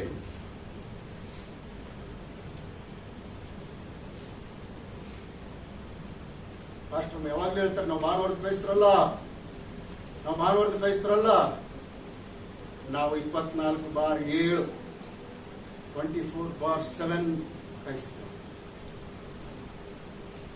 ಪ್ರಿಯ ದೇವರ ಮಕ್ಕಳೇ, ಮಣಿಪುರದ ಸ್ಥಿತಿಯನ್ನು ನೋಡಿ, ಉತ್ತರ ಪ್ರದೇಶದ ಸ್ಥಿತಿಯನ್ನು ನೋಡಿ, ಇವತ್ತಿನ ದಿವಸ ಅಲ್ಲಿರುವಂತಹ ಕ್ರೈಸ್ತರು ಬೊಟಾನಿಕಲ್ ಗಾರ್ಡನ್ ಇರ್ತಕ್ಕಂಥ ಮರಗಳ ಹಾಗೆ ಇಲ್ಲ, ಅವರು ನಿಸರ್ಗದಲ್ಲಿ ಬೆಳೀತಾ ಇರ್ತಕ್ಕಂಥ ಮರಗಳ ಹಾಗೆ ಬೆಳೆಯುತ್ತಾರೆ.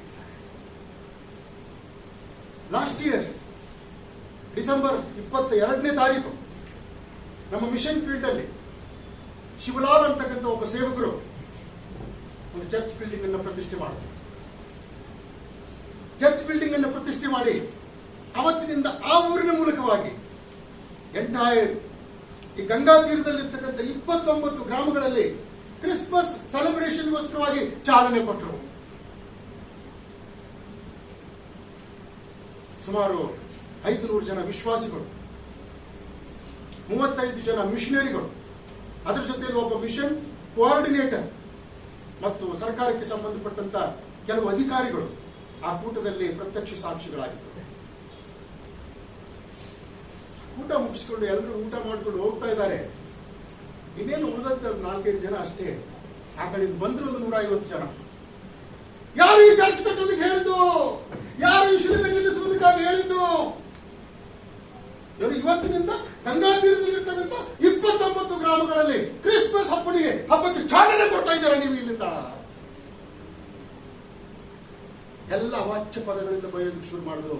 ಶಿವಲಾಲ್ ಅನ್ನ ಇಮಿಡಿಯೇಟ್ ಆಗಿ ಅರೆಸ್ಟ್ ಮಾಡುವಂತೆ ಪೊಲೀಸ್ ಸ್ಟೇಷನ್ ನಿಂದ ಅರೆಸ್ಟ್ ವಾರೆಂಟ್ ತೆಗೆದುಕೊಂಡು ಬಂದು ಅರೆಸ್ಟ್ ಮಾಡಿದ್ರು.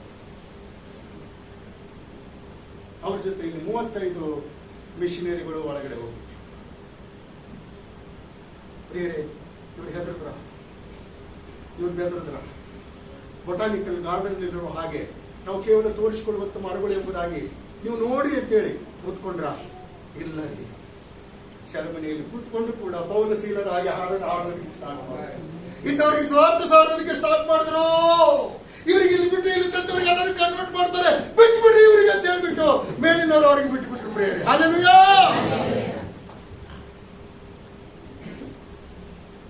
ಪರಿಸ್ಥಿತಿ ನಮಗೆ ವಿರುದ್ಧವಾಗಿದ್ದರೂ ಕೂಡ ಬೆಳೆಯುವುದು.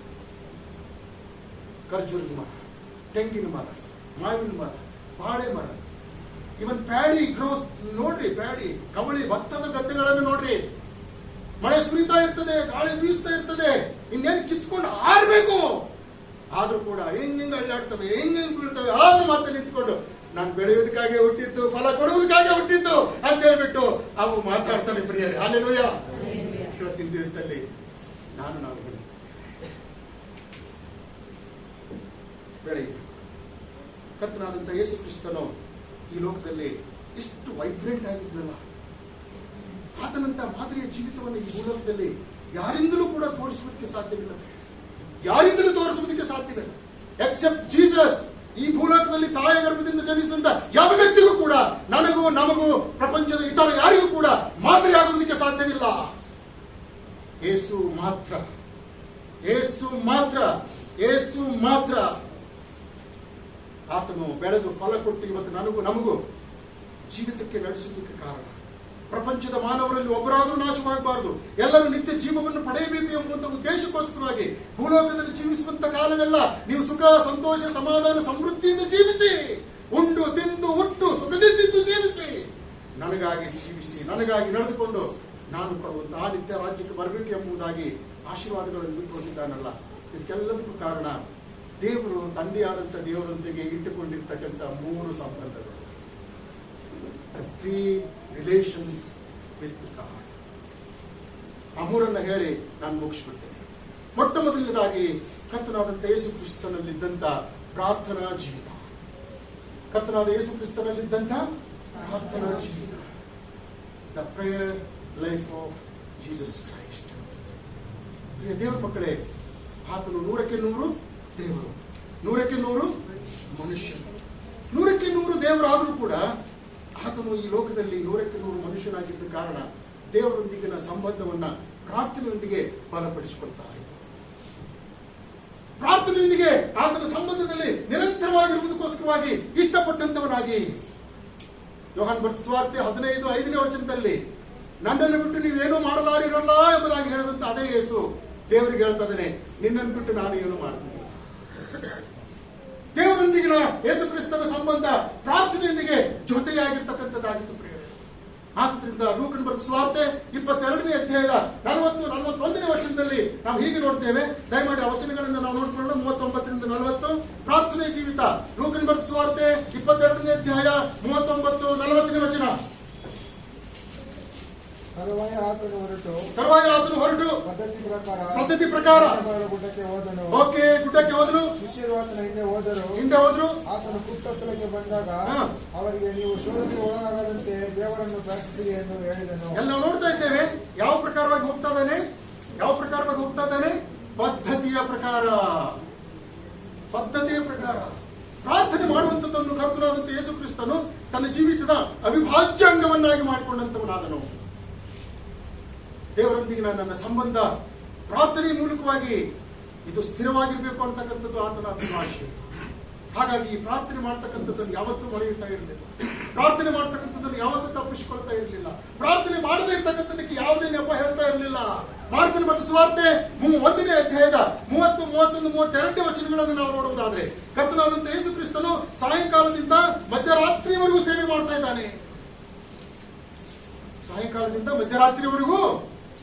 ಇದ್ದಾನೆ. ಬಂದಂತ ಎಲ್ಲಾ ರೋಗಿಗಳಿಗೆ ವಾಸಿ ಮಾಡ್ತಾ ಇದ್ದಾನೆ. ಕುರುಡರಿಗೆ ಕಣ್ಣು ಕೊಡ್ತಾ ಇದ್ದಾನೆ, ಕುಂಟರಿಗೆ ಕಾಲು ಕೊಡ್ತಾ ಇದ್ದಾನೆ, ಕುಷ್ಠ ರೋಗಿಗಳನ್ನು ಸ್ವಸ್ಥ ಮಾಡ್ತಾ ಇದ್ದಾನೆ, ದೆವ್ವಗಳನ್ನು ಬಿಡಿಸ್ತಾ ಇದ್ದಾನೆ. ಎಲ್ಲಾ ವಿಧವಾದಂತ ಬೇನೆ ನಿಂತವರನ್ನ, ನೋವಿನಿಂದ ಬಂದಂತವರನ್ನ ಸಮಾಧಾನ ಪಡಿಸ್ತಾ ಇದ್ದಾನೆ. It went up to even midnight to 3 o'clock. ಅದೇ ಸಮಯದಲ್ಲಿ ನಾವು ನೋಡ್ತೇವೆ ಮಾರ್ಕನ ಬರೆದ ಸುವಾರ್ತೆ 1ನೇ ಅಧ್ಯಾಯದ 35ನೇ ವಚನದಲ್ಲಿ. ದಯಮಾಡಿ ಯಾರಾದ್ರೂ ಓದ್ರಿ. ಮುಂಜಾನೆ ಇನ್ನೂ ಒಬ್ಬಿರುವಾಗ ಆತನು ಎದ್ದು ಅಡುಗೆ ಸ್ಥಳಕ್ಕೆ ಎದಕ್ಕೆ ಹೋಗ್ತಾ ಇದ್ದಾನೆ? ಪ್ರಾರ್ಥನೆ ಮಾಡುವುದಕ್ಕೋಸ್ಕರವಾಗಿ, ದೇವರೊಂದಿಗಿನ ತನ್ನ ಸಂಬಂಧವನ್ನ ಬಲಪಡಿಸಿಕೊಳ್ಳುವುದಕ್ಕೋಸ್ಕರವಾಗಿ. ಪ್ರಿಯ ದೇವರ ಮಕ್ಕಳೇ, ಅಬ್ರಹಾಮನ ಹಾಗೆ, ಯಾಕೋಬನ ಹಾಗೆ, ಈಸಾಕನ ಹಾಗೆ, ಯೋಸೇಫನ ಹಾಗೆ ಶರೀರ, ಆತ್ಮ, ಪ್ರಾಣ ಭೌತಿಕವಾಗಿ, ಮಾನಸಿಕವಾಗಿ ಮತ್ತು ಆಧ್ಯಾತ್ಮಿಕವಾಗಿ ನಾವು ಅಭಿವೃದ್ಧಿ ಆಗ್ಬೇಕು ಅಂತ ಹೇಳಂತಂದ್ರೆ ಆ ಸದ್ಭಕ್ತರು ದೇವರೊಂದಿಗೆ ಒಂದು ಸಂಬಂಧವನ್ನು ಇಟ್ಟುಕೊಂಡಂತವರಾಗಿದ್ದರು. They were all having the strong relationship with God. ಅವ್ರ ನಂಬಿಕೆಯನ್ನು ಬಿಟ್ಟು ಹೋಗಲಿಲ್ಲ, ಆಧ್ಯಾತ್ಮಿಕ ಜೀವಿತವನ್ನು ಬಿಟ್ಟು ಹೋಗಲಿಲ್ಲ, ಸತ್ಯ, ನೀತಿ, ಧರ್ಮವನ್ನು ಪಾಲನೆ ಮಾಡುವಂತದ್ದನ್ನು ಬಿಟ್ಟು ಹೋಗಲಿಲ್ಲ. ದೇವರು ಅವರಿಗೆ ಏನ್ ತಿಳಿಸ್ತಾ ಇದ್ದಾನೋ ಅದೆಲ್ಲವನ್ನು ಮಾಡ್ತಕ್ಕಂಥವರಾಗಿದ್ದರು ಅವರು. ಯೋಸೇಫನ ಕುರಿತು ಬರೆಯಲಾಗಿದೆ, ದೇವರು ಅವನನ್ನ ವಾಕ್ಯದಿಂದ ಶೋಧಿಸಿದನು ಅಂತ ಹೇಳ್ಬಿಟ್ಟು.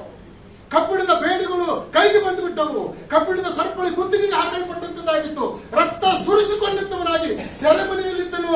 ಆದ್ರೂ ಕೂಡ ದೇವರೊಂದಿಗಿನ ಸಂಬಂಧವನ್ನು ಬಿಡಲಿಲ್ಲ.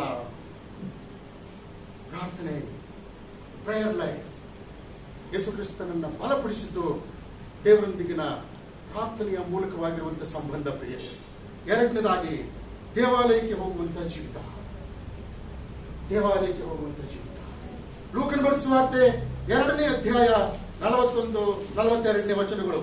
ಲೂಕನ ಬರೆದ ಸುವಾರ್ತೆ, ಆತನ ತಂದೆ ತಾಯಿಗಳು ಪ್ರತಿ ವರ್ಷವೂ ಪ್ರತಿ ವರ್ಷದ ಜಾತ್ರೆಗೆ ಯೆರೂಸಲೇಮಿಗೆ ಹೋಗ್ತಿದ್ರು. ಪ್ರತಿ ವರ್ಷ ಏನ್ ಮಾಡ್ತಾ ಇದ್ರು?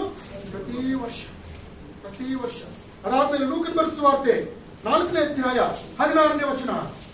ಹೀಗಿರಲಾಗಿ ಆತನು ತಾನು ಬೆಳೆದ ನಜರೇತಿಗೆ ಬಂದು ವಾಡಿಕೆಯ ಪ್ರಕಾರ ದೇವಾಲಯದಲ್ಲಿ ಹೋಗ್ತಾ ಇದ್ದಾನೆ. ಹಲ್ಲೆಲೂಯಾ.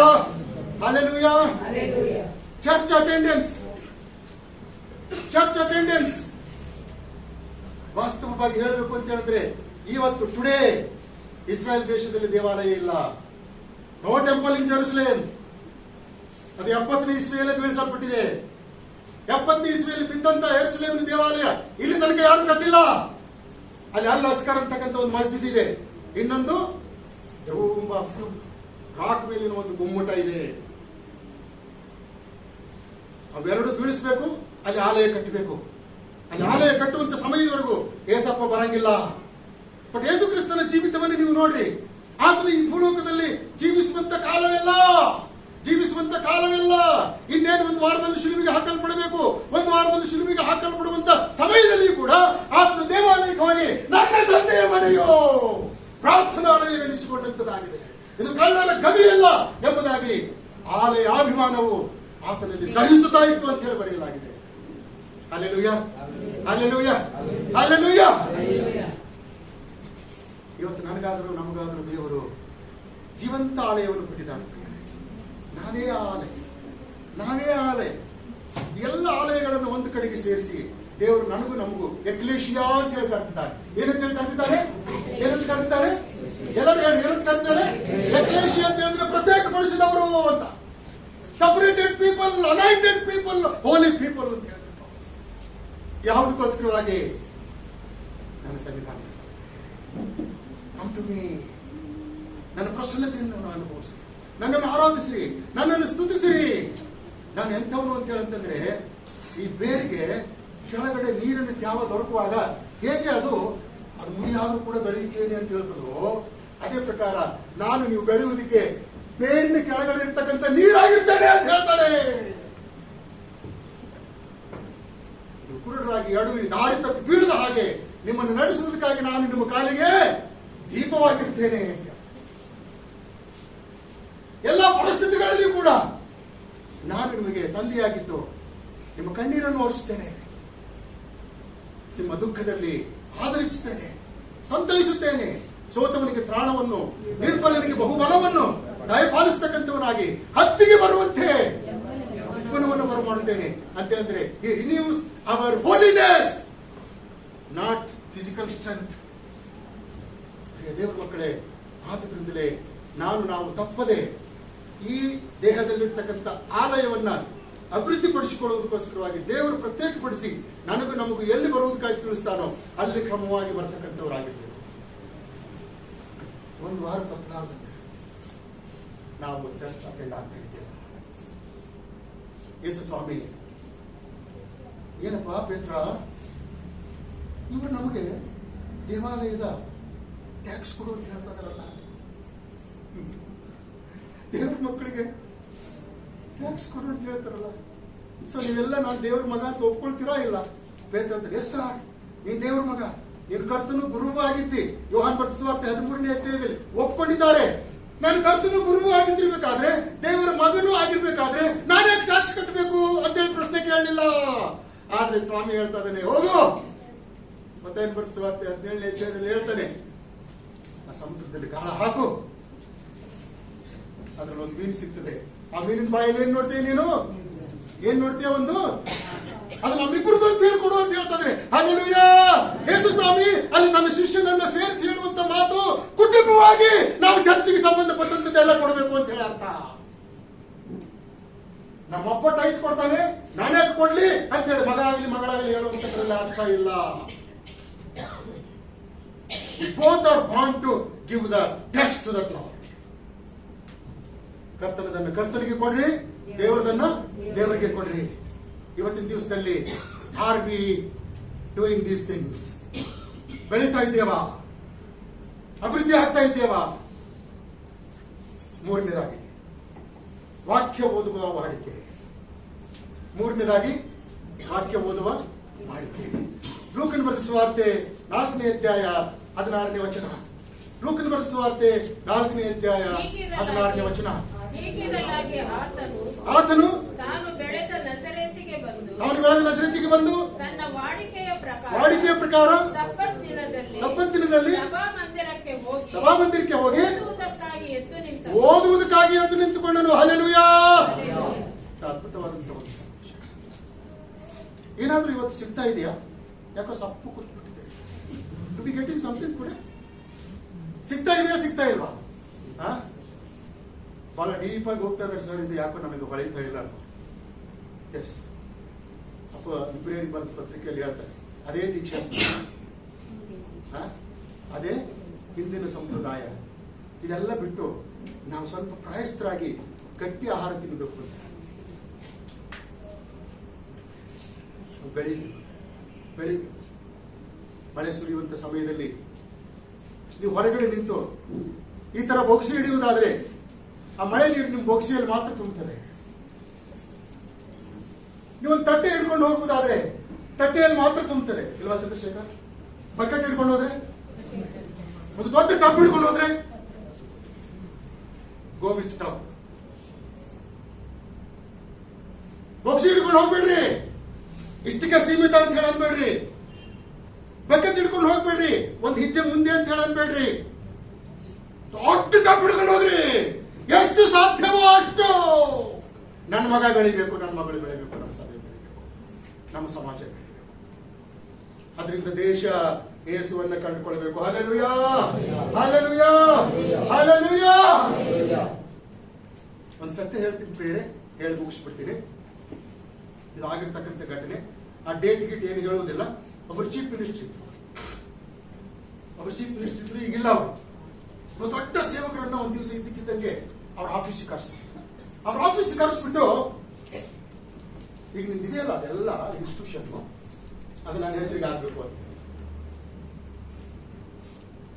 ಒಂದು ದಿವಸ ಈ ಸೇವಕರಿಗೆ ಇಡೀ ಹಾರ್ಟ್ ಹಂಗೆ ಬಾಯಿಗೆ ಬಂದಂಗೆ ಆಗ್ಬಿಟ್ಟು ಗಮನದಕ್ಕೆ ಶುರು ಮಾಡ್ಬಿಟ್ಟು ಹಂಗೆ ಕುಸಿದು ಅಲ್ಲಿದ್ದಂತ ಒಂದು ಗ್ಲಾಸ್ ನೀರು ಕೊಟ್ಟರು. ಆ ಗ್ಲಾಸ್ ನೀರು ತೆಗೆದುಕೊಳ್ಳೋದಕ್ಕೂ ಕೂಡ ಕೈಯಲ್ಲಿ ಶಕ್ತಿ ಇಲ್ಲ. ಸ್ವಲ್ಪ ತಾದ್ಮೇಲೆ ಸುಧಾರಿಸಿಕೊಂಡು ಆ ಗ್ಲಾಸ್ ನೀರನ್ನು ಕೊಟ್ಬಿಟ್ಟು ಕುಡ್ದಾದ್ಮೇಲೆ ಸ್ವಲ್ಪ ಹೊತ್ತು ಚೇತರಿಸಿಕೊಂಡು ಹೇಳಿದ್ರು, that property is not my, it belongs the people of god. ದೇವರ ಮಕ್ಕಳ ಆಸ್ತಿ, ಅದು ನನ್ನದಲ್ಲ ಅಂತ ಹೇಳಿ.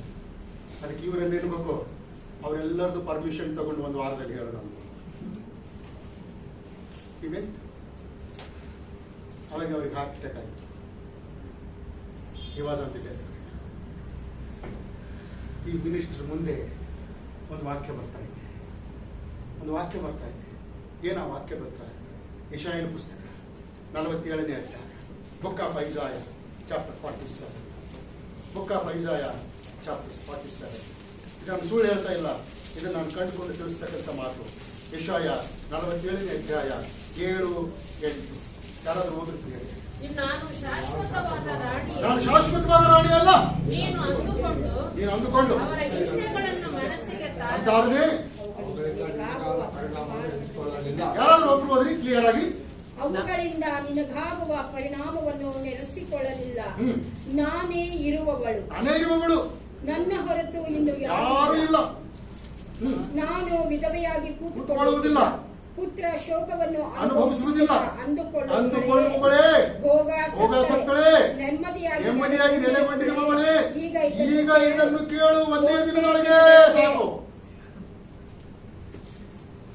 ಈ ಪೂರ್ತಿ ವಚನ ಬರ್ತಾ ಇಲ್ಲ ಪ್ರಿಯರೇ.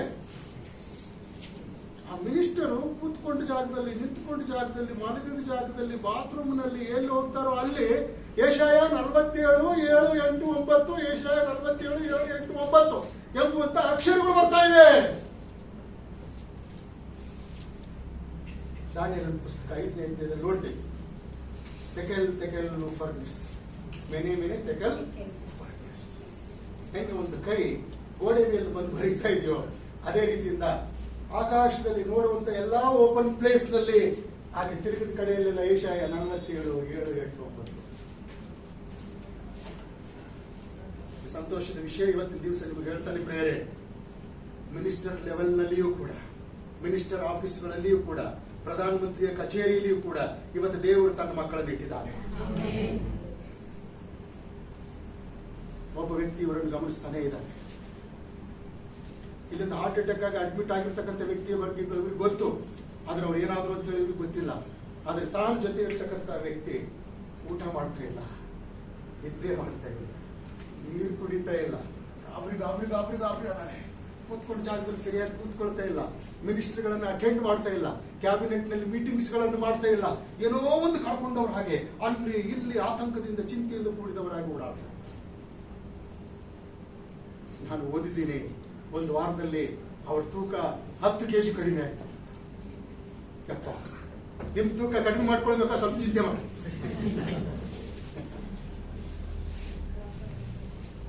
ನೀವು ಬೇಡ.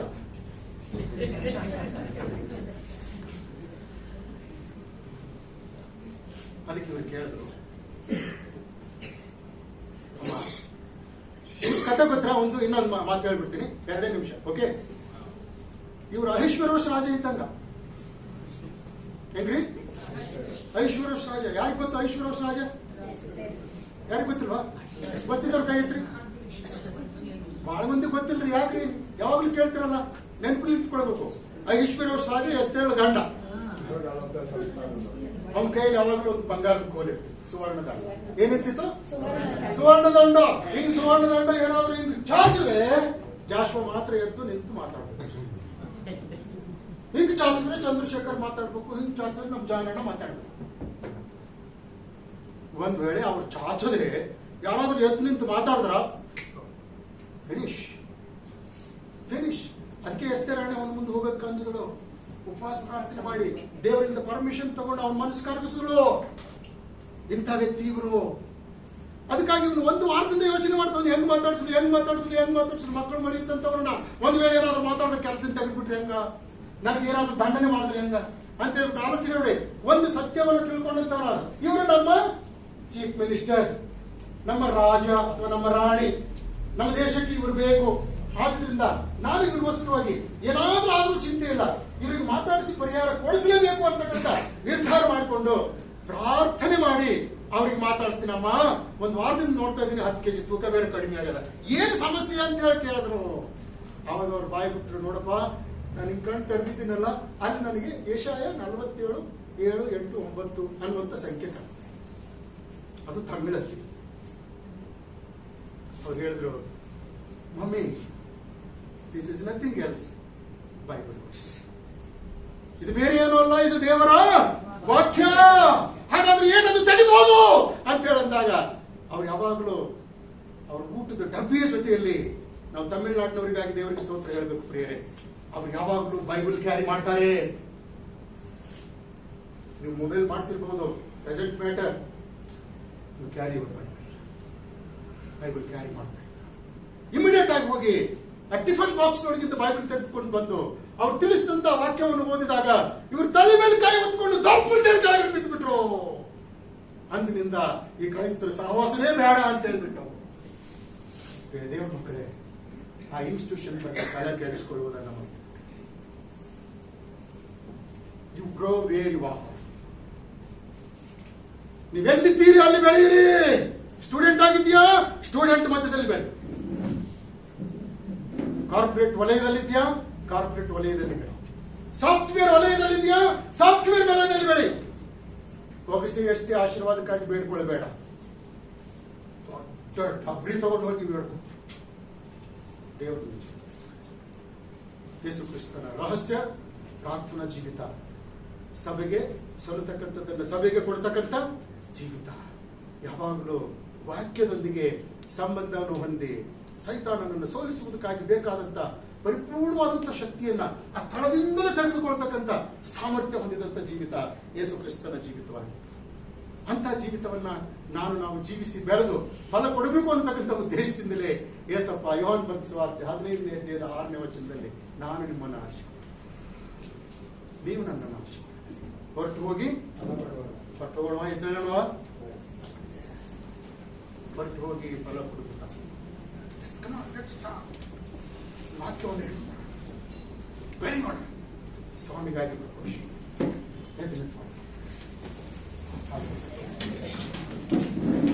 ಅಯ್ಯೋ, ಮುಂದೆ ಬಂದು ವಾಕ್ಯದ ಬೆಳಕಿನಲ್ಲಿ ನಾವು ನಡೆಯುವ ಹಾಗೆ ಪ್ರಾರ್ಥಿಸಬೇಕೆಂಬುದಾಗಿ ಪ್ರೀತಿಯಿಂದ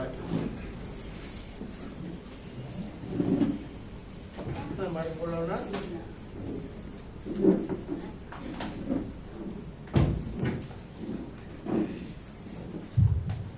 ಪ್ರಾರ್ಥನೆ ಮಾಡಿಕೊಳ್ಳೋಣ.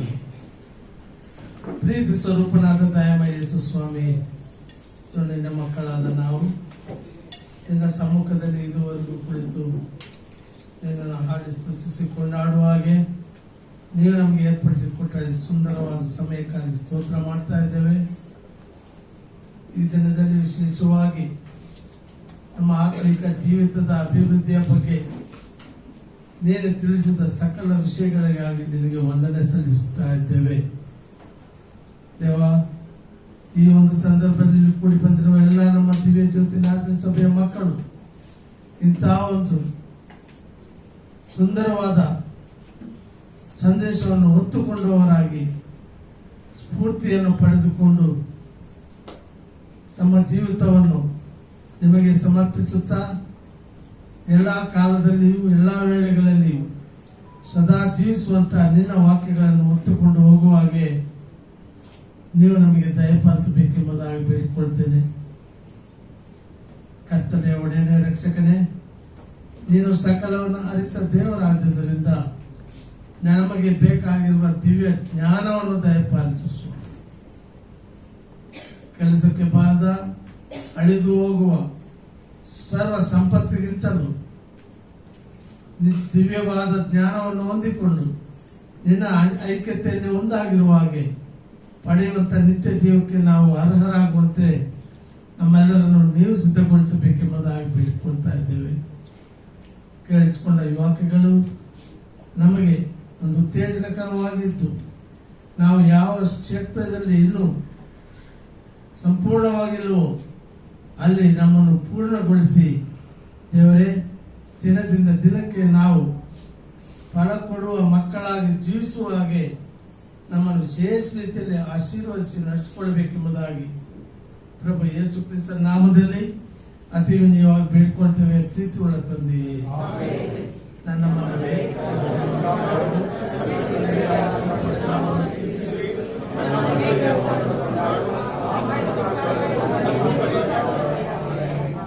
ನಮ್ಮ ಕರ್ತನಾದ ಯೇಸು ಕ್ರಿಸ್ತರ ಕೃಪೆಯು, ತಂದೆಯಾದ ದೇವರ ಪ್ರೀತಿಯು, ಪವಿತ್ರಾತ್ಮರ ಅನ್ಯೋನ್ಯತೆ ಸಹವಾಸವು ಇಂದಿಗೂ ಸದಾ ಕಾಲವು ನಮ್ಮೆಲ್ಲರೊಡನೆ ಸ್ಥಿರವಾಗಿ ನೆಲೆಗೊಂಡಿರಲಿ ಸ್ವಾಮಿ. Hallelujah, hallelujah, hallelujah. Let Jesus bless you and your family to grow in the Lord. Praise the Lord.